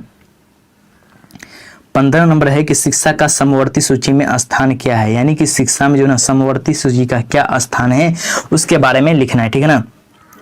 तो शिक्षा को 1976 में समवर्ती सूची में डाला गया ताकि केंद्र और राज्य दोनों शिक्षा नीतियां बना सके। इससे राष्ट्रीय स्तर पर एक रूपता बनी, यानी कि समवर्ती सूची उस सूची को कहते हैं जिसमें राज्य सरकार और केंद्र सरकार दोनों मिल करके शिक्षा के प्रति अच्छे काम करें, यानी कि अच्छे अच्छे चीजों को संयोजन करें, यानी कि इसमें दोनों पक्ष यानी कि राज्य भी कर सकते हैं और केंद्र भी कर सकते हैं, ठीक है ना। यानी कि इनमें जो नीतियां बनाई जाती है दोनों लोग नीतियां बना सकते हैं, राज्य भी और केंद्र भी, ठीक है ना। किसमें? तो समवर्ती सूची में चलते हैं, जो कि 1976 में संशोधन किया गया था रहती है। और राज्य अपनी स्थानीय आवश्यकताओं के अनुसार सुधार कर सकते हैं, इससे शिक्षा का समान विकास संभव हुआ, ठीक है ना। क्या हुआ? तो समान विकास संभव हुआ, यानी कि राष्ट्रीय एकरूपता बनी, राज्य अपनी जरूरत के अनुसार बदलाव किए और केंद्र अपने जरूरत के अनुसार बदलाव किए। इसे क्या कहते हैं? साझा जिम्मेदारी कहते हैं, जो कि केंद्र और राज्य दोनों के से होता है, ठीक है ना, साझा जिम्मेदारी। चलते हैं अब अगले प्रश्न को देख लेते हैं, ठीक है ना। 16 नंबर के प्रश्न है कि सामाजिक न्याय के साधन लिखिए, यानी कि सामाजिक न्याय के जो साधन है उनको लिखने को कह रहे हैं, तो उनको लिखेंगे सामाजिक न्याय के साधन लिखिए। उत्तर है कि सामाजिक न्याय के प्रमुख साधन है यानी कि आरक्षण, सकारात्मक भेदभाव, यानी कि शिक्षा हो गया, आर्थिक अवसर प्रदान करना हो गया, यानी कि कमजोर वर्गों को छात्रवृत्ति, निःशुल्क शिक्षा और रोजगार में आरक्षण मिलता है, यानी कि इससे समाज में समानता और अवसर की न्यायपूर्ण व्यवस्था विकसित होती है। क्या होती है? तो न्यायपूर्ण व्यवस्था विकसित होती है, ठीक है ना। इस तरह आपको लिखने हैं। 17 नंबर के प्रश्न है कि दल बदल और चुनाव सुधार के उपाय बताइए, यानी कि दल बदल है और उसके जो चुनाव सुधार के उपाय है उनको बताइए, ठीक है ना। तो 1985 में दल बदल विरोधी कानून लागू हुआ। क्या हुआ? तो 1985 में दल बदल विरोधी कानून लागू हुआ, जिससे विधायकों को पार्टी छोड़ने पर अयोग्य घोषित किया जा सकता है। यानी कि आप लोग देखे होंगे, कोई पार्टी है यानी कि कोई विधायक है, ठीक है ना, वो क्या है? तो वो भाजपा के एमपी है या विधायक है, ठीक है ना। तो वो क्या कर सकते हैं? वो आप दल बदल यानी कि आप छोड़ भी सकते हैं, दूसरे पार्टी में भी जा सकते हैं। जैसे कांग्रेस के है तो कांग्रेस के पार्टी भाजपा में आ सकते हैं, भाजपा के जो एमपी विधायक होते हैं वो क्या कहाँ जा सकते हैं? कांग्रेस में जा सकते हैं। तो इसी तरह क्या है? तो दल बदल विरोधी कानून 1985 में लागू किया गया, ठीक है ना, जिसमें चुनाव सुधारों में इलेक्ट्रॉनिक वोटिंग मशीन, जिसे हम नोटा विकल्प और चुनाव खर्च पर सीमा निर्धारित करना शामिल है, ठीक है ना। इसमें लोकतंत्र अधिक पारदर्शी और मजबूत हुआ, ठीक है ना। इस तरह आपको लिखने हैं। अब चलते हैं अगले प्रश्न को देखते हैं। अगला प्रश्न क्या है? 18 नंबर के प्रश्न है कि वैश्वीकरण के प्रभाव लिखिए, यानी कि वैश्वीकरण के जो प्रभाव है उसको लिखिए, ठीक है ना। तो चलते हैं उत्तर की तरफ। वैश्वीकरण से विदेशी निवेश बढ़ा। क्या हुआ? तो वैश्वीकरण से विदेशी निवेश बढ़ा और रोजगार के अवसर बने, यानी कि तकनीकी और सांस्कृतिक आदान प्रदान हो, यानी लेकिन इससे असमानता और स्थानीय उद्योगों पर नकारात्मक असर भी पड़ा। यह प्रक्रिया अवसर और चुनौतियां दोनों लेकर आई। क्या हुई? तो दोनों लेकर के आई, ठीक है ना। तो वैश्वीकरण यानी कि विदेश निवेश, रोजगार और के अवसर बढ़े, यानी कि क्या हुआ? तो विदेश के रोजगार के अवसर बढ़े, ठीक है ना, जिसमें एक देश दूसरे देश जाकर के क्या कहे? अपने रोजगार के लिए काम करने लगे, ठीक है ना, अपने रोजगार के लिए काम किए, ठीक है ना। जैसे इंडिया में उससे कम पैसा मिलता है, यानी कि उसको 17,000 18,000 पर मंथ होता है, लेकिन वही दूसरे देश चले जाते हैं रोजगार के लिए तो वहीं उसको 25,000 दिया जाता है, ठीक है ना। तो ये सब क्या है? तो एक वैश्वीकरण है। वैश्वीकरण के माध्यम से एक देश दूसरे देश काम करने चले जाते हैं, एक देश दूसरे देश के सामान लेन देन कर सकते हैं, ये सब वैश्वीकरण ही है, ठीक है ना। तकनीक और सांस्कृतिक का आदान प्रदान, यानी कि कुछ तकनीक के आधार पे भी लोग जाते हैं, पढ़ने के लिए भी जाते हैं, एक देश दूसरे देश जाते हैं, ठीक है ना। जैसे कोई MBBS करना चाहता है तो MBBS इंडिया में क्या है? तो काफी महंगा है और सीट भी उतना नहीं मिल पाता है, तो वो क्या करते हैं? कम खर्च के लिए कहाँ चले जाते हैं? दूसरे देश चले जाते हैं, ठीक है ना। जैसे इंडिया से तो रसिया चले गए MBBS करने के लिए, ठीक है ना। यही सब क्या है? तो ये सब वैश्वीकरण के अंतर्गत आते हैं, यानी कि अवसर भी और चुनौती भी वैश्वीकरण में मिलती है, ठीक है ना, वैश्वीकरण से। अब चलते हैं अगले प्रश्न को देखते हैं, ठीक है। 19 नंबर का प्रश्न है कि शिक्षा का निजीकरण क्यों कहा गया, यानी कि शिक्षा को निजीकरण क्यों कहा गया है, ठीक है ना, उसको देख लेते हैं। तो सरकारी संसाधनों यानी कि सरकारी जो संसाधनों की कमी और गुणवत्तापूर्ण शिक्षा की बढ़ती मांग ने निजी शिक्षा संस्थानों को बढ़ावा दिया, यानी कि निजी विद्यालय और विश्वविद्यालय आधुनिक सुविधाएं उपलब्ध कराते हैं, लेकिन उनकी फीस अधिक होती है, यानी कि जो प्राइवेट स्कूल होते हैं तो वो क्या है? तो सुविधा तो प्रदान करती है, लेकिन उनकी जो फीस होती है ना काफी अधिक होती है, ठीक है ना, काफ़ी अधिक होते हैं, वो नहीं पढ़ पाते हैं, ठीक है ना। तो उसमें क्या किया गया है, तो 25% यानी कि 25% उनमें गरीब बच्चों की भी सुविधा है, किसमें, तो निजी विद्यालय में, ठीक है ना। 25% बच्चों को प्राइवेट स्कूल में दाखिला ले सकते हैं, ठीक है ना, जो पिछड़े वर्ग के लोग हैं, ठीक है। अब चलते हैं अगले प्रश्न को देख लेते हैं। 20 नंबर के जो प्रश्न है कि अनुसूचित जाति और जनजाति हेतु शैक्षिक साधन बताए, यानी कि जो अनुसूचित जाति है, जो जनजाति के है ना, उनको शैक्षिक साधन बताइए, ठीक है ना। तो उत्तर को देखते हैं। अनुसूचित जाति जनजाति जिसे SC ST बोलते हैं, ठीक है ना, छात्रों का आरक्षण यानी कि छात्रवृत्ति, निःशुल्क छात्रावास और कोचिंग सुविधाएं दी जाती है। उन्हें विद्यालय और उच्च शिक्षा में विशेष अवसर मिलते हैं ताकि वे मुख्य धारा में आ सके, यानी कि उसके लिए विशेष तौर से एक छूट दी जाती है। देखिए आप लोगों को जो फॉर्म वगैरह आते हैं, ठीक है ना, बहुत से फॉर्म आते हैं राज्य सरकार के, केंद्र सरकार में, तो वहाँ पे आपको क्या लगा जाता है, जनरल के और OBC के कुछ फी होते हैं, क्या होते हैं, फी होते हैं, फी लगते हैं फॉर्म भरने के लिए कुछ। वही जो SC ST के जो स्टूडेंट है उसको फ्री में दिया जाता है, यानी कि फ्री में मौका दिया जाता है, यानी कि उसको आगे बढ़ने के मौके दिए जाते हैं। किसको, तो SC ST स्टूडेंट वाले को क्या है, तो उनको काफ़ी मौके दिए जाते हैं, बिना शुल्क के फॉर्म भर लेते हैं, और उनको फॉर्म भरने के साथ साथ क्या होता है, जब वो एग्जाम देते हैं तो उस पे भी आपको अंक कम अंक में भी आप लोग का सिलेक्शन हो जाता है। कौन किसको, तो SC ST वालों को। तो ये सब क्या है, ये सब सुविधा दी गई, ठीक है ना, अनुसूचित और जनजाति लोगों को, ठीक है ना, छात्रों को। अब चलते हैं अगले क्वेश्चंस की तरफ। 21 नंबर का प्रश्न है कि बालिका शिक्षा हेतु योजनाएं लिखिए, यानी कि बालिका की जो शिक्षा है ना उसकी हेतु योजना क्या है उसको लिखने की कह रहे हैं, ठीक है ना।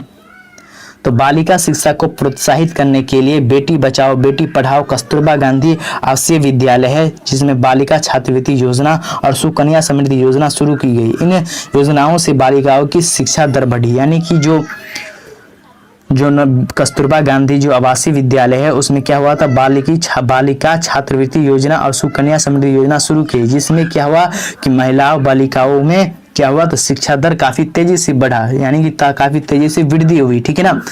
चलते हैं अब अगले क्वेश्चन को देख लेते हैं, ठीक है। 22 नंबर के क्वेश्चन हैं उसको देख लेते हैं कि मूल्य शिक्षा का महत्व बताइए, यानी कि मूल्य शिक्षा का जो महत्व है ना उसको लिखने को कह रहे हैं, ठीक है ना। तो उत्तर देखेंगे, मूल्य शिक्षा छात्रों में नैतिकता, ईमानदारी और अनुशासन और सहयोग की भावना विकसित करती है। यह समाज में जिम्मेदार नागरिक तैयार करती है और व्यक्तिगत व सामाजिक जीवन को सशक्त बनाती है। इस तरह आपको लिखने, ठीक है।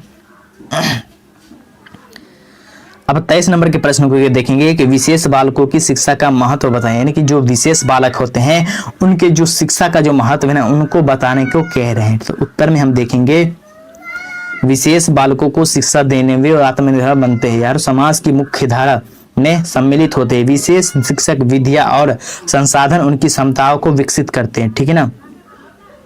इस तरह आपको लिखने। अब चलते हैं 24 नंबर के प्रश्न को देखते हैं कि शिक्षा और संस्कृति का संबंध बताइए, यानी कि शिक्षा में और संस्कृति में क्या संबंध है उसको बताने को कह रहे, ठीक है ना। तो शिक्षा संस्कृति का संवाहक है, यह पीढ़ी दर पीढ़ी संस्कृति का संरक्षण करती है और नए मूल्यों का विकास करती है। संस्कृति शिक्षा को दिशा देती है और शिक्षा संस्कृति को सशक्त बनाती है, ठीक है ना। इस तरह आपको लिखने हैं, ठीक है। अब चलते हैं अगले प्रश्न को देखते हैं। 25 नंबर के प्रश्न है कि अंतर क्या है, राजई परिषद का महत्व बताए, यानी कि अंतरराज्यीय जो परिषद है उनके महत्व को कह रहे हैं बताने के लिए, ठीक है ना। उसको देखेंगे, ठीक है। उत्तर है कि अंतरराज्यीय परिषद केंद्र और राज्यों के बीच सहयोग और समन्वय का मंच है, यानी कि यह नीतियां पर चर्चा करती है और विवादों का समाधान करती है। इससे संघीय ढांचा मजबूत होता है, ठीक है ना। इस तरह आपको लिखने हैं। अब चलते हैं अगले प्रश्न की ओर, यानी कि आप लोगों को जो सेक्शन सी है उसको देखेंगे, जो कि आपको 200 वर्ड में लिखने हैं, ठीक है ना। पहला क्वेश्चन देख लेते हैं, पहला क्वेश्चन क्या है, ठीक है ना। पहला क्वेश्चन है कि भारतीय चुनाव प्रणाली की विशेषताओं का वर्णन कीजिए, यानी कि भारतीय चुनाव जो प्रणाली है उनकी जो विशेषता है उनके बारे में वर्णन करने को कह रहे हैं, ठीक है ना। तो उत्तर देखना है कि भारतीय चुनाव प्रणाली विश्व की सबसे बड़ी लोकतांत्रिक प्रणाली है। इसकी मुख्य यानी कि इसकी जो मुख्य है विशेषता सार्वभौमिक वयस्क मताधिकार, जिसके अंतर्गत 18 वर्ष के ऊपर हर नागरिक मतदाता मतदान कर सकता है। चुनाव प्रक्रिया गुप्त मतदान के माध्यम से होती है ताकि मतदाताओं की स्वतंत्रता और गोपनीय बनी रहे। यानी कि चुनाव आयोग एक स्वतंत्र और निष्पक्ष संस्था है जो चुनाव को संचालित करता है और भारत में बहुदलीय प्रणाली लागू है जिससे मतदाताओं को विभिन्न राजनीतिक विकल्प मिलते हैं और लोकसभा और राज्य विधानसभाओं के चुनाव प्रत्यक्ष होते हैं जबकि राज्यसभा और राष्ट्रपति के चुनाव अप्रत्यक्ष होते हैं। चुनावों में पारदर्शिता लाने के लिए इलेक्ट्रॉनिक वोटिंग मशीन, जिसे हम ईवीएम भी बोलते हैं, ठीक है ना, और वीवीपैट का प्रयोग किया जाता है। यह प्रणाली भारतीय लोकतंत्र को मजबूत बनाती है और जनता की इच्छा का सही प्रतिनिधित्व करती है। क्या करती है? सही प्रतिनिधित्व करती है। यानी कि 18 यानी कि इसमें क्या हुआ है, भारतीय चुनाव प्रणाली में दुनिया की सबसे बड़ी लोकतांत्रिक प्रणाली, यानी कि भारत एक ऐसी प्रणाली ना जो दुनिया की सबसे बड़ी लोकतंत्र यानी कि लोकतंत्र का एक प्रणाली, ठीक है ना, जिसमें आप लोगों को क्या है तो मत अधिकार का क्या होना चाहिए, एक रूल है। यानी कि जो बच्चे 18 साल से ऊपर, हर नागरिक को वोट का अधिकार है। यानी कि जो 18 साल से ऊपर है उसे हर नागरिक को वोट का अधिकार है, ठीक है ना। अब मतदान क्या होता है तो मतदान गुप्त तरीके से होता है, यानी कि किसी को पता नहीं लगता है कि मतदान किस में आप कर रहे हैं, ठीक है ना, ताकि मतदान पर कोई दबाव ना हो, यानी कि आप पे पर कोई दबाव ना हो, ठीक है ना।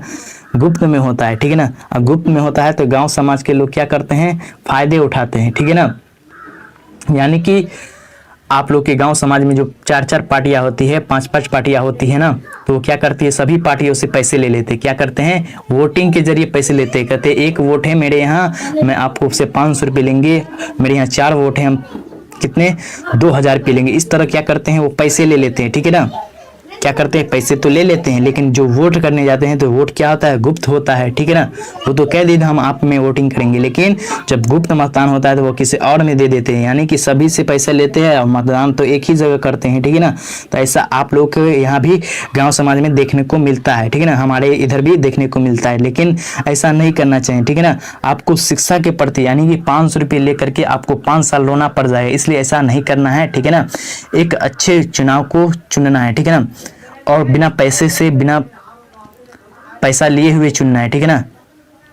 अगर आप पैसे लिए होंगे और वही पार्टी अगर जीत जाएगा तो आपको बोलेंगे हमने आपसे 500 रुपये दे करके चुनाव का वोटिंग किया है, और आप जब उससे कोई काम करवाने जाइएगा तो आपसे वो क्या करेगा, डबल वसूल लेगा, यानी कि आपको 1000 रुपया वसूल लेगा, ठीक है ना।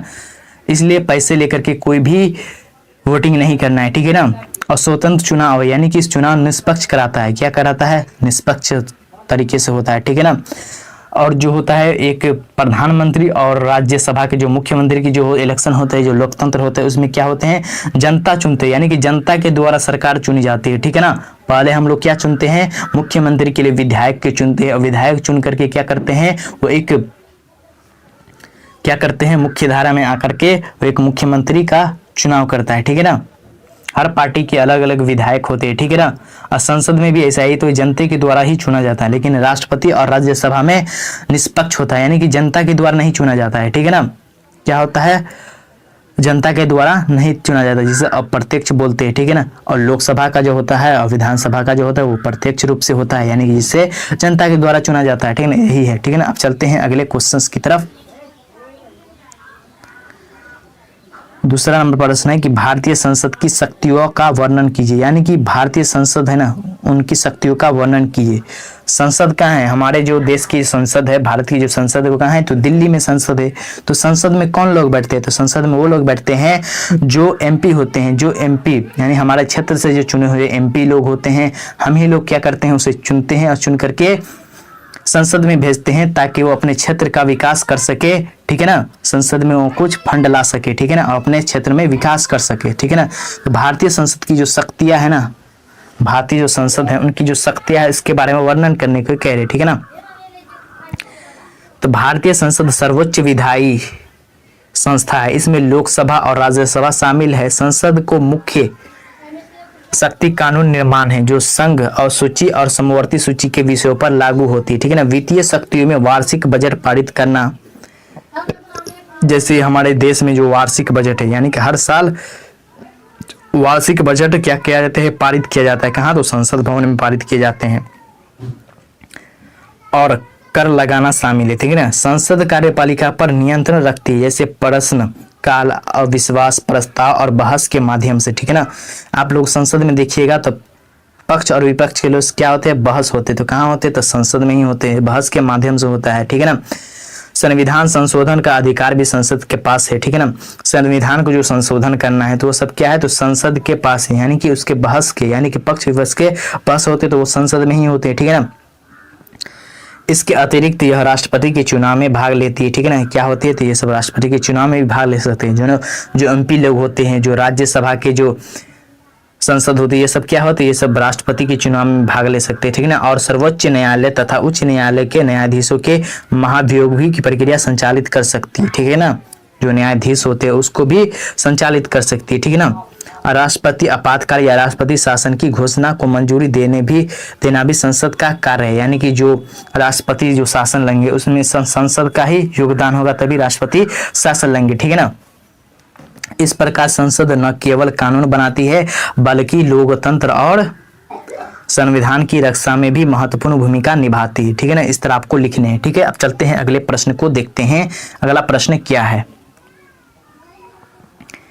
तीसरा नंबर का प्रश्न है कि प्रस्तावना की विशेषताओं का वर्णन कीजिए, यानी कि प्रस्तावना की जो विशेषता है ना उसके बारे में वर्णन करने को कह रहे हैं, ठीक है ना। तो उत्तर में लिखना है कि भारतीय संविधान की प्रस्तावना संविधान की आत्मा कही जाती है, ठीक है ना। इसमें भारत को संपूर्ण प्रभुत्व संपन्न समाजवादी पंथ निरपेक्ष लोकतांत्रिक गणराज्य घोषित किया गया है, यानी कि प्रस्तावना में न्याय स्वतंत्रता समानता और बंधुत्व के आदर्शों को स्थान दिया गया, यानी कि न्याय का अर्थ है सामाजिक आर्थिक और राजनीतिक न्याय, ठीक है ना। और स्वतंत्रता में विचार अभिव्यक्ति विश्वास आस्था और उपासना की स्वतंत्रता शामिल है, यानी कि समानता सभी नागरिकों के बीच समान अवसर और समान अधिकार सुनिश्चित करती है, ठीक है ना।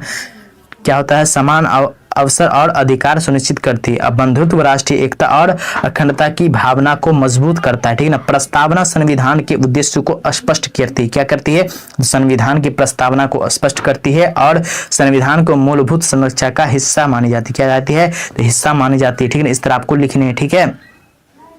चलते हैं अगले प्रश्न की ओर। अगला प्रश्न क्या है, चौथा नंबर का प्रश्न है कि भारतीय संघीय व्यवस्था की विशेषताओं का वर्णन कीजिए। क्या है, तो भारतीय संघीय व्यवस्था की वर्णन करने को कह रहे हैं, ठीक है ना। उसका वर्णन करेंगे, ठीक है। चलते हैं उत्तर की तरफ।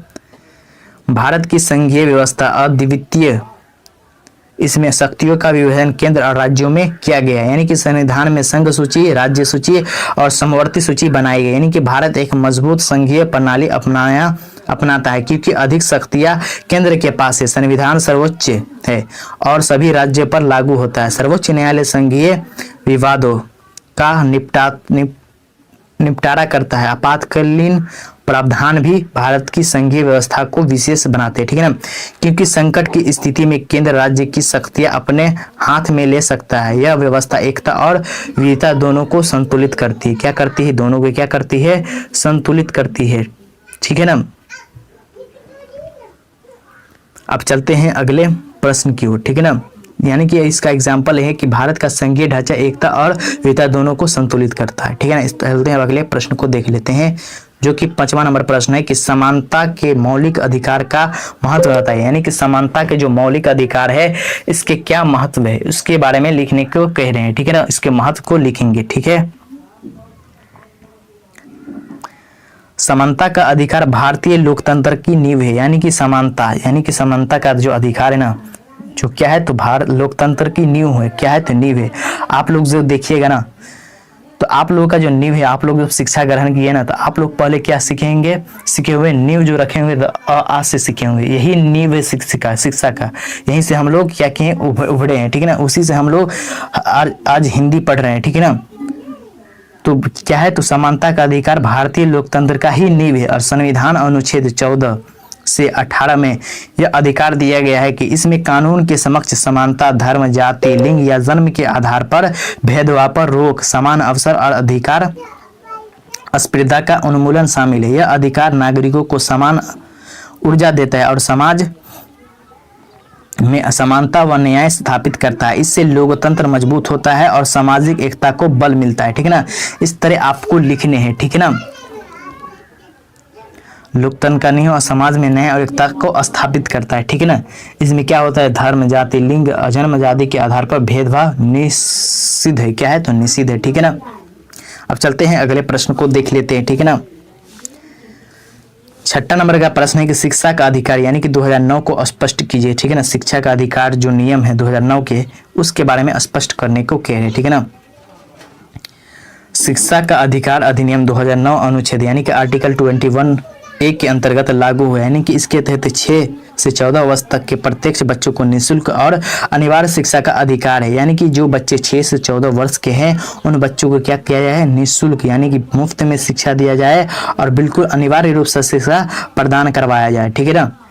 यह विद्यालयों को बाध्य करता है कि वो बच्चों को प्रवेश दे और किसी भी आधार पर भेदभाव न करे, यानी कि बच्चों को जो है ना किसी भी प्रकार के भेदभाव नहीं कर, जाति धर्म वगैरह ना पूछा जाए, बस आप लोगों का नाम, पिताजी का नाम, बस यही चाहिए, ठीक है ना। आप लोग जब सरकारी स्कूल में जाएगा तो आप लोगों को कोई डॉक्यूमेंट वगैरह नहीं लिया जाता है, आप किस जाति से, आप क्यों इस स्कूल में एडमिशन कराने आए हैं, ये सब नहीं पूछा जाना चाहिए, ठीक है ना। ये आर्टिकल ए में कहा गया है, ठीक है ना।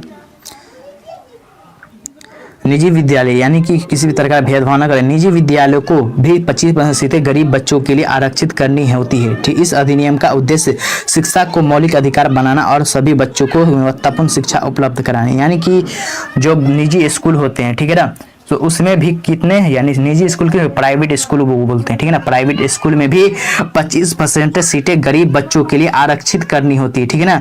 ये कौन कहता है, आर्टिकल 21 यानी कि 21E कहते हैं, आर्टिकल 21A कहते हैं कि 25% सीटें गरीब बच्चों के लिए आरक्षित होने चाहिए, ठीक है ना।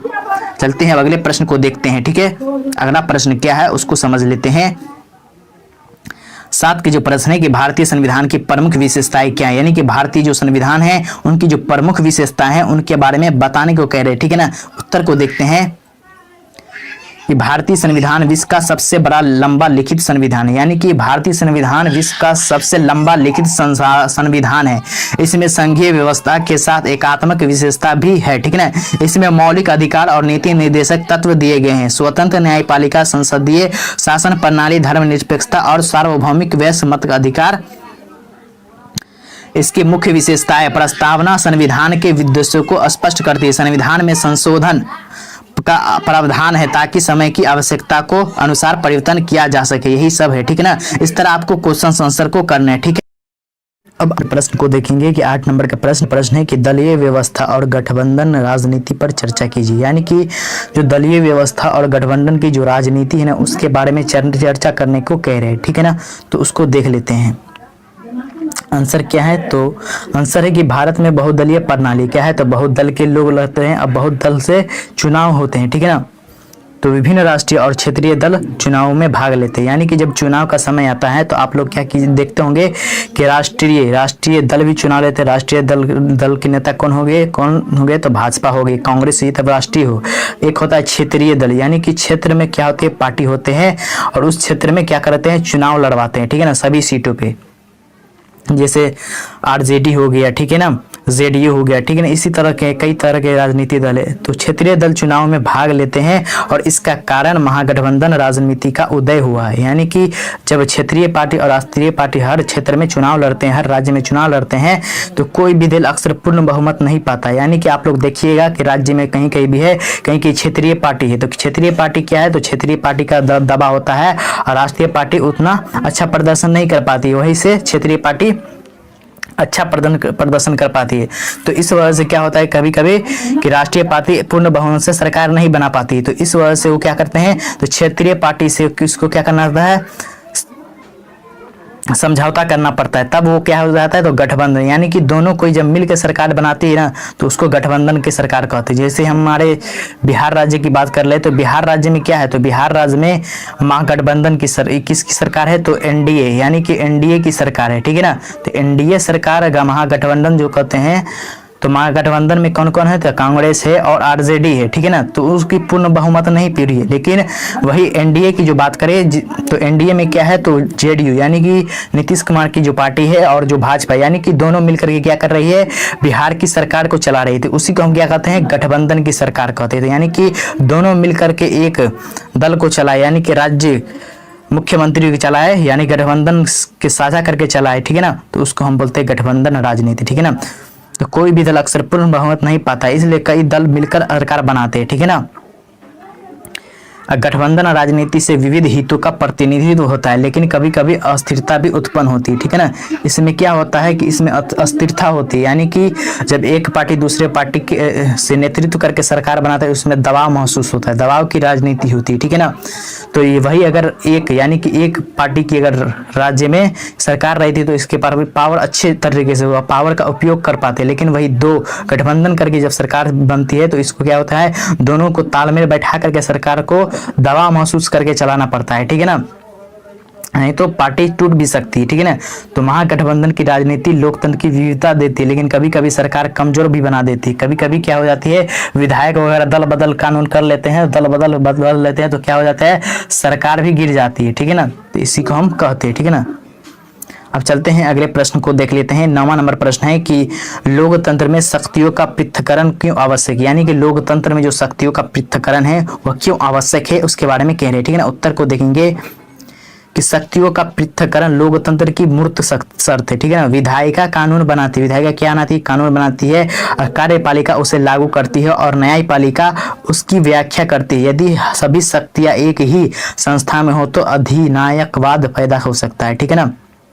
पृथक्करण से संतुलन और नियंत्रण बना रहता है और नागरिकों के अधिकार सुरक्षित रहते, क्या होते हैं, सुरक्षित रहते हैं। यानी कि विधायिका क्या करती है, तो कानून बनाती है, और कार्यपालिका उसको क्या करती है, तो कानून लागू करवाती है, ठीक है। और न्यायपालिका क्या करती है, तो कानून की व्याख्या करती है, ठीक है ना। अगर सब शक्तियां एक ही संस्था में हो तो तानाशाही हो जाती है, तो इसलिए सभी यानी कि विधायिका की अलग है, कार्यपालिका की अलग है, और न्यायपालिका की अलग है। अगर वही शक्ति एक ही लोगों के पास हो जाए तो क्या हो जाता है, वो तानाशाही करने लगते हैं, यानी कि शक्तियों का बंटवारा हो जाता है, और लोकतंत्र को संतुलित और नागरिक को सुरक्षित रखता है, ठीक है ना। अब चलते हैं अगले प्रश्न को देखते हैं। 10वां नंबर प्रश्न है कि उदारीकरण और आर्थिक सुधार पर प्रकाश डाले, यानी कि उदारीकरण है और जो आर्थिक सुधार है उस पर प्रकाश डालने को कह रहे थे। चलते हैं उत्तर की तरफ। तो 1991 में भारत में उदारीकरण और आर्थिक सुधार लागू किए, यानी आर्थिक किसको बोलते हैं, धन को सुधार में लागू किए। इनके अंतर्गत लाइसेंस राज खत्म किया गया, यानी कि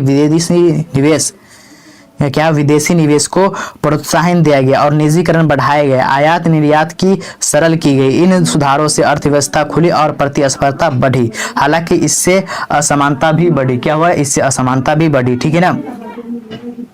यानी कि 1991 में लागू की, यानी कि लाइसेंस राज खत्म कर दिया गया, ठीक है ना।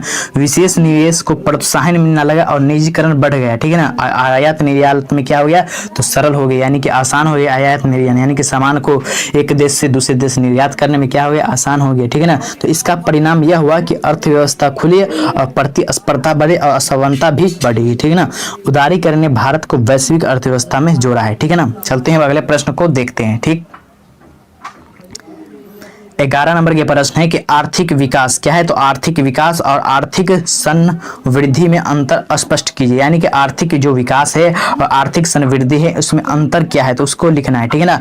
तो देखेंगे उत्तर की तरफ। तो आर्थिक संवृद्धि यानी कि इकोनॉमिक ग्रोथ, यानी कि केवल राष्ट्रीय आय या उत्पादन में वृद्धि को दर्शाती है, यह मात्रात्मक होती है और जीडीपी यानी कि जीडीपी जैसे सूचकांकों को मापी जाती है। दूसरी ओर आर्थिक विकास यानी कि इकोनॉमिक डेवलपमेंट यानी कि व्यापक अवधारणा है जिसमें शिक्षा, स्वास्थ्य, रोजगार, गरीबी उन्मूलन और सामाजिक समानता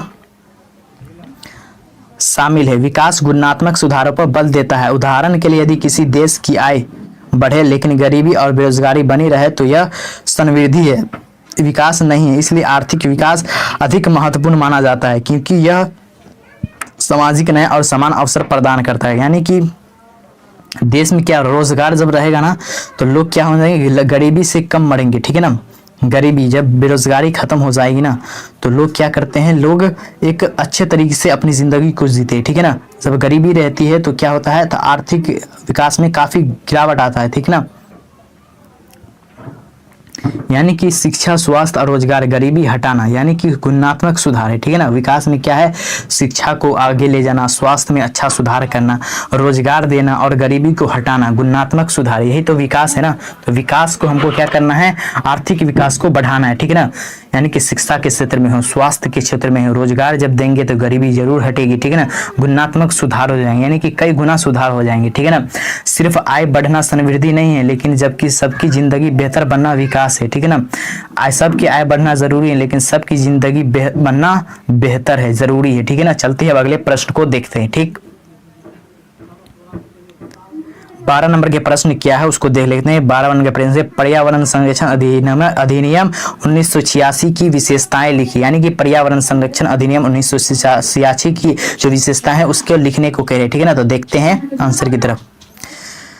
पर्यावरण संरक्षण अधिनियम 1986 भोपाल गैस त्रासदी के बाद बनाया गया, यानी कि इसका उद्देश्य प्रदूषण को नियंत्रित करना और पर्यावरण की रक्षा करना। यह अधिनियम केंद्र सरकार को व्यापक अधिकार देता है ताकि वह जलवायु और भूमि प्रदूषण पर रोक लगा सके। औद्योगिक इकाइयों को मानक तय कर दिया, उल्लंघन करने वालों पर दंडात्मक कार्रवाई की व्यवस्था की। यह अधिनियम तत्व विकास की दिशा में एक महत्वपूर्ण कदम है। क्या है तो एक महत्वपूर्ण क्या है तो एक कदम है, ठीक है ना। तो 1986 में भोपाल में क्या हुआ था, गैस त्रासदी के बाद बना, यानी कि भोपाल में एक गैस लीक हो गया था। क्या हो गया था भोपाल में 1986 में गैस लीक हो गया था। इसमें काफी क्षति हुई, यानी कि इतना गैस जहरीला था कि सांस लेने में दिक्कत आ रही थी। इससे कितने लोगों की जान भी चली गई। कब हुआ था तो 1986 में भोपाल में हुआ था, ठीक है ना। तो इसके ऊपर वेब सीरीज वगैरह भी है, तो देखिएगा तो किस तरह की घटनाएं इस तरह भोपाल में हुआ था गैस त्रासदी के बाद, ठीक है ना। तो प्रदूषण नियंत्रण और पर्यावरण की रक्षा करना है और केंद्र सरकार की व्यापक अधिकार लाना है, यानी कि उद्योग के लिए मानक तय करना है और उल्लंघन दंड की व्यवस्था करना है, ठीक है ना। यह अधिनियम सतत विकास की दिशा में अहम कदम उठाता है, ठीक है ना। इस तरह आपको लिखना है, यानी कि 1986 में भोपाल में जो एक गैस लीक हुआ था ना, इसमें काफी लोगों को परेशानी, यानी कि जो लोग तो उसको क्या हुआ था गैस के कारण आप सांस लेने में प्रॉब्लम हो रहा था, यानी कि वो क्या मर जाते थे, ठीक है ना। तो गैस इतनी खराब थी कि उसको काफी परेशानी होती है, इसलिए यहाँ पे क्या हुआ तो दंडनात्मक कार्रवाई की व्यवस्था की गई, ठीक है ना। यानी कि कोई चीज को उल्लंघन नहीं किया जाए, यानी लोगों की कोई परेशानी नहीं होनी चाहिए, ठीक है ना। चलते हैं अगले प्रश्न को देखते हैं।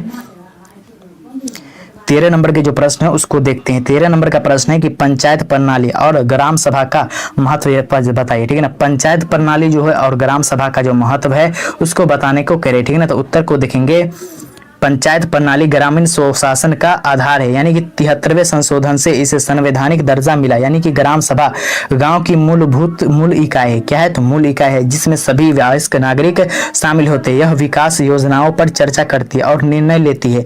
पंचायत सड़क, जल, स्वास्थ्य, शिक्षा और कृषि विकास में महत्वपूर्ण भूमिका निभाती है। इससे लोकतंत्र जमीनी स्तर पर मजबूत होता है और ग्रामीण विकास को गति मिलती है। क्या होता है तो ग्रामीण विकास को क्या होती है तो गति मिलती है, यानी कि ग्रामीण स्वशासन की आधारिकता, यानी कि 73वां संशोधन हो, यानी कि संवैधानिक दर्जा दिया गया है, यानी कि ग्राम सभा के सभी वयस्कों के नागरिकों को विकास योजना पर निर्णय किया गया, यानी कि कार्य उनको बतलाया गया है, यानी कि जो कार्य थे कि सड़क और पानी को उपलब्ध करना, स्वास्थ्य के क्षेत्र में काम करना, शिक्षा के क्षेत्र में कार्य करना, कृषि में जो विकास है उसको तेजी से करना, यानी कि पंचायत लोकतंत्र को गांव तक पहुंचाती है, ठीक है ना। पंचायत क्या है तो लोकतंत्र को गांव तक पहुंचाती है, ठीक है ना। अब चलते हैं अगले क्वेश्चंस को देखते हैं, ठीक है ना। 14 नंबर का प्रश्न है कि आरक्षण के राजनीतिकरण के परिणाम बताए, यानी कि आरक्षण के जो नीतिकरण है ना उनके जो परिणाम क्या है उसके बारे में बताने को कह रहे हैं, ठीक है ना। तो उत्तर में देखेंगे। आरक्षण का उद्देश्य सामाजिक न्याय और समान अवसर प्रदान करना है, लेकिन जब राजनीतिक दल वोट बैंक की राजनीति के लिए आरक्षण का उपयोग करते हैं तो यह विवाद और सामाजिक तनाव पैदा करता है। इससे समाज में विभाजन बढ़ता है। कभी कभी योग्य लोगों को अवसर नहीं मिल पाता है। राजनीतिक दबाव से आरक्षण का दायरा बढ़ाया जाता है, ठीक है ना। आरक्षण का दायरा बढ़ाया जाता है जिससे मूल उद्देश्य कमजोर हो जाता है। इसलिए आरक्षण का प्रयोग संतुलित और न्यायपूर्ण होना चाहिए। क्या होना चाहिए तो न्यायपूर्ण होना चाहिए, ठीक है ना। सामाजिक न्याय होना चाहिए, लेकिन वोट बैंक राजनीति से विवाद और तनाव समाज में विभाजन बढ़ाता है, यानी कि कभी कभी योग्य लोग जो होते हैं ना पीछे रह जाते हैं, ठीक है ना। अवसर नहीं मिल पाते हैं और आरक्षण जरूरी है लेकिन इसका दुरुपयोग नहीं होना चाहिए, ठीक है ना। इस तरह आपको लिखना। चलते हैं अब अगले प्रश्न को देख लेते हैं। अगला प्रश्न क्या है 15 नंबर के जो प्रश्न है उसको देख लेते हैं कि शिक्षा में असमानता के कारण और समाधान लिखिए, यानी कि शिक्षा में जो असमानता है उसके जो कारण है उसके जो समाधान है उसको लिखने को कह रहे हैं, ठीक है ना। तो उत्तर में देखेंगे कि शिक्षा में असमानता के मुख्य कारण है कि गरीबी, क्षेत्रीय असमानता, सामाजिक भेदभाव और संसाधनों की कमी और ग्रामीण और शहरी विद्यालयों की गुणवत्ता में अंतर है। यानी कि समाधान के लिए सरकार को निःशुल्क शिक्षा, छात्रवृत्ति, मिड डे मील, डिजिटल शिक्षा और बेहतर शिक्षा प्रशिक्षण की व्यवस्था करनी चाहिए। सामाजिक जागरूकता और लड़कियों की शिक्षा को बढ़ावा देना चाहिए। यह क्या है तो एक आवश्यक है। क्या है तो एक आवश्यक है। ठीक है ना। अब चलते हैं अगले प्रश्न को देख लेते हैं। 16 नंबर के जो प्रश्न है वो क्या है। ठीक है ना। 16 नंबर के प्रश्न को देखते हैं। न्यायिक पुनरीक्षण के पक्ष लिखिए। यानी कि न्यायिक पुनरीक्षण के जो पक्ष है उसको लिखना है। ठीक है ना। तो न्यायिक पुनरीक्षण संविधान की सर्वोत्तम सुनिश्चित करता है। यह विधायिका और कार्यपालिका को संविधान की सीमाओं में रखता है। यह नागरिकों के मौलिक अधिकारों की रक्षा करता है। यदि कोई कानून असंवैधानिक हो तो न्यायपालिका उसे निरस्त कर सकती है। ठीक है ना। इससे क्या होता है, जब कोई कानून असंवैधानिक तौर से बनाया गया हो तो वो क्या कर सकता है, न्यायपालिका उसे निरस्त कर सकता है, हटा सकता है, खारिज कर सकता है। इससे लोकतंत्र में संतुलन और नियंत्रण बना रहता है। ठीक है ना। इस तरह आपको लिखना है। यानी कि संविधान की सर्वोच्चता सुनिश्चित होती है। यानी कि विधायिका और कार्यपालिका पर नियंत्रण, यानी कि नागरिकों के मौलिक अधिकारों की रक्षा होती है। असंवैधानिक कानून रद्द कर सकता है। ठीक है ना। चलते हैं अब अगले प्रश्न को देखते हैं। ठीक है ना। 17 नंबर के जो प्रश्न है उसको देख लेते हैं। 17 नंबर के प्रश्न है कि वैश्वीकरण और शिक्षा पर प्रकाश डालिए। यानी कि वैश्वीकरण पर शिक्षा पर क्या प्रकाश है उसको डालने को करें। ठीक है ना। तो उत्तर में देखते हैं। उत्तर में लिखते हैं कि वैश्वीकरण ने शिक्षा को अंतर्राष्ट्रीय स्तर पर प्रभावित किया। यानी कि विदेशी विश्वविद्यालयों का प्रवेश, आधुनिक तकनीकी शिक्षा, ऑनलाइन शिक्षा और अंग्रेजी भाषा का महत्व बढ़ा। यानी कि इससे रोजगार के अवसर बढ़े, लेकिन ग्रामीण और शहरी शिक्षा के बीच अंतर भी बढ़ा। यानी कि वैश्वीकरण में शिक्षा गुणवत्ता और प्रतिस्पर्धा आई। क्या हुई तो प्रतिस्पर्धा आई। ठीक है ना। इस तरह आपको लिखना है। ठीक है ना। यानी कि वैश्वीकरण, विदेशी विश्वविद्यालयों का प्रवेश मिला, लेकिन विदेश में जो बच्चे जाते हैं तो इसमें क्या हो रहा है, इंडिया के छात्रों को भी प्रवेश मिलने का अवसर मिला। ठीक है ना। तकनीक और ऑनलाइन शिक्षा होने से काफी लोगों ने शिक्षा ग्रहण किया। यानी कि हर गांव, हर क्षेत्र के लोग शिक्षा ग्रहण करें। यानी कि अब क्या हो गया, अंग्रेजी भाषा का महत्व भी बढ़ने लगा। यानी कि जब ये सब होने लगा तो अंग्रेजी भाषा का महत्व भी बढ़ने लगा और रोजगार के जो अवसर थे वो भी बढ़ने लगे, लेकिन ग्रामीण शहरी अंतर भी बढ़ा है। ठीक है ना। तो वैश्वीकरण ने शिक्षा में अवसर और प्रतिस्पर्धा दोनों बढ़ाई है। ठीक है ना। चलते हैं अगले क्वेश्चन को देखते हैं। 18 नंबर के जो क्वेश्चन है, ठीक है ना, उसको देखते हैं। 18 नंबर के क्वेश्चन क्या है कि भारतीय संविधान निर्माण की प्रक्रिया बताइए। यानी कि भारतीय संविधान निर्माण की जो प्रक्रिया है वो क्या है। ठीक है ना। तो चलते हैं उत्तर की तरफ। उत्तर है संविधान सभा का गठन 1946 में हुआ। इसमें 389 सदस्य थे। विभिन्न समितियां बनाई गई, जिनमें प्रारूप समिति के अध्यक्ष डॉक्टर भीमराव अंबेडकर थे। संविधान सभा ने 2 वर्ष 11 माह 18 दिन तक बहस और चर्चा की। यानी कि 2 साल 11 महीने और 18 दिन बहस करके, चर्चा करके क्या किया है, संविधान के ऊपर काम किया गया, संविधान को लिखा गया, संविधान को तैयार किया गया।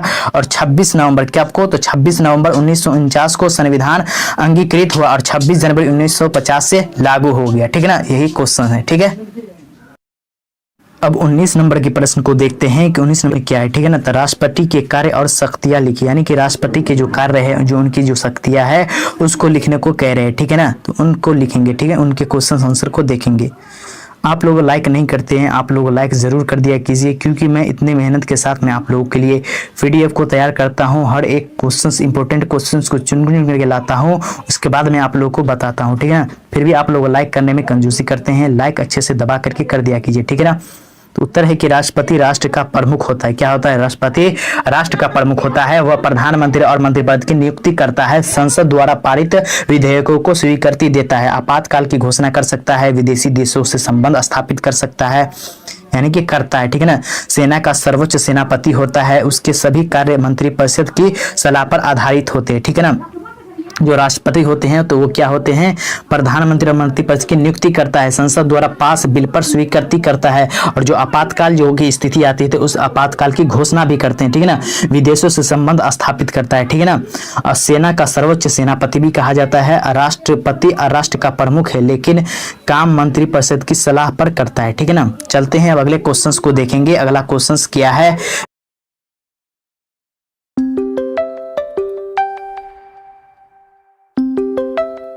बीस नंबर के क्वेश्चन आएंगे। 20 नंबर के क्वेश्चन है कि संविधान की मूल संरचना और सर्वोच्चता पर चर्चा कीजिए। तो क्या कह रहे हैं, तो उत्तर की अब देखेंगे उत्तर क्या है। और सर्वोच्चता पर चर्चा कीजिए। तो क्या कह रहे हैं, तो उत्तर की अब देखेंगे उत्तर क्या है, ठीक है ना। भारतीय संविधान की मूल संरचना में न्यायपालिका की स्वतंत्रता, विधायिका और कार्यपालिका का पृथक्करण मौलिक अधिकार है। क्या है, तो एक मौलिक अधिकार है। धर्मनिरपेक्षता और लोकतांत्रिक शासन प्रणाली सम्मिलित है, यानी कि संसद संविधान में संशोधन कर सकती है परंतु मूल संरचना नहीं है, बदल सकती है। संविधान सर्वोच्च है और सभी संस्थाएं उसके अधीन है। यह नागरिकों के अधिकारों और लोकतंत्र की रक्षा करता है। क्या करता है, लोकतंत्र की रक्षा करता है। यानी कि न्यायपालिका की स्वतंत्रता और शक्तियां का जो पृथक्करण है, इसमें मौलिक अधिकार, धर्मनिरपेक्षता, लोकतंत्र है। यानी कि संसद संविधान से संशोधन कर सकती है लेकिन मूल संरचना नहीं बदल सकती। यानी कि संविधान सर्वोच्च है, सभी संस्थाएं इसके अधीन है। यानी कि संविधान ही लोकतंत्र अधिकार की रक्षा करता है। इस तरह आपको लिखना। चलते हैं अगले प्रश्न को देखते हैं। अगला प्रश्न क्या है, ठीक है ना। 21 नंबर के क्वेश्चन को देखेंगे। 21 नंबर के क्वेश्चन है, भारतीय लोकतंत्र की चुनौतियों पर चर्चा की। यानी कि भारतीय लोकतंत्र की जो चुनौतियां है वो क्या चुनौतियां है, तो उसके बारे में लिखना है। तो उत्तर में लिखेंगे कि भारतीय लोकतंत्र विश्व का सबसे बड़ा लोकतंत्र है लेकिन कई चुनौतियों का सामना करता है। यानी कि जातिवाद, क्षेत्रवाद और सांप्रदायिकता समाज को बांटते हैं। यानी कि भ्रष्टाचार प्रशासनिक प्रणाली को कमजोर करता है। चुनाव में धन बल और बाहुबल का प्रयोग लोकतंत्र की आत्मा का आहत करता है। यानी कि अशिक्षा और गरीबी के कारण लोग अपने अधिकारों के प्रति जागरूक नहीं हो पाते। महिला सशक्तिकरण और अल्पसंख्यकों की भागीदारी भी चुनौतियां है। यानी कि इन समस्याओं को समाधान शिक्षा, पारदर्शिता, कानून का सख्ती से पालन और नागरिक जागरूकता से संभव है। यानी कि क्या है, जातिवाद और क्षेत्रवाद और सांप्रदायिक, यानी कि जो भ्रष्टाचार होते हैं, यानी कि चुनाव में धन और बाहुबल का प्रभाव होता है। यानी कि जो चुनाव जो होते हैं ना, तो आप लोगों को देखिएगा धन का इतना बड़ा उड़ाया जाता है धन को चुनाव के प्रति। यानी कि आप वार्ड सदस्य से लेके मुखिया, सरपंच से लेके विधायक के जितने भी लोकतंत्र के जो चुनाव होते हैं उसमें देखिएगा धन का विशेष योगदान रहता है, ठीक है ना। और शिक्षा और गरीबी और लोकतंत्र को मजबूत बनाने के लिए इन चुनौतियों पर काबू पाना जरूरी है। यानी कि लोकतंत्र को और अच्छा करना है, मजबूत बनाना है, लोकतंत्र को अच्छे लोगों को चुनना है जो उसके लायक है। तो उसके लिए क्या करना पड़ेगा, काबू करना पड़ेगा। यानी कि जो चुनौती है उन चुनौती को काबू करके उस गंदे काम को खत्म करना पड़ेगा, ठीक है ना। अब चलते हैं अगले प्रश्न को देखते हैं। अगला प्रश्न क्या है, 22 नंबर के प्रश्न है, संसद और विधानसभा के बीच संबंध स्पष्ट करिए। यानी कि जो संसद है, जो विधानसभा है, उनके बीच संबंध स्पष्ट करने की बात करें, ठीक है ना। उत्तर देखेंगे तो संसद और राज्य विधानसभाएं दोनों विधायी निकाय है। यानी कि संविधान में केंद्र और राज्य के बीच शक्तियां का विभाजन किया जाता है। संसद संघ सूची के विषयों पर कानून बनाती है जबकि विधानसभाएं राज्य सूची पर समवर्ती सूची में दोनों को अधिकार है। लेकिन टकराव होने पर संसद का कानून मान्य होता है। आपातकाल की स्थिति में संसद राज्य सूची पर भी कानून बना सकती है, ठीक है। इस तरह आपको लिखने। चलते हैं अगले प्रश्न को देख लेते हैं। अगला प्रश्न क्या है, 23 नंबर के जो प्रश्न है कि शिक्षा और राष्ट्रीय विकास का संबंध बताएंगे। जो शिक्षा है, जो राष्ट्रीय विकास का जो संबंध है उसके बारे में बताना है, ठीक है ना। तो देखेंगे उत्तर की तरफ, ठीक। शिक्षा राष्ट्रीय विकास की आधारशिला है। यह मानव संसाधन का निर्माण करती है और आर्थिक विकास में योगदान देती है। शिक्षित समाज वैज्ञानिक, तकनीकी और औद्योगिक प्रगति में मदद करता है। शिक्षा सामाजिक समानता और लोकतंत्र को मजबूत करती है, ठीक है ना। महिला शिक्षा और व्यावसायिक शिक्षा से उत्पादन क्षमता और रोजगार के अवसर बढ़ते हैं। और शिक्षा सांस्कृतिक जागरूकता और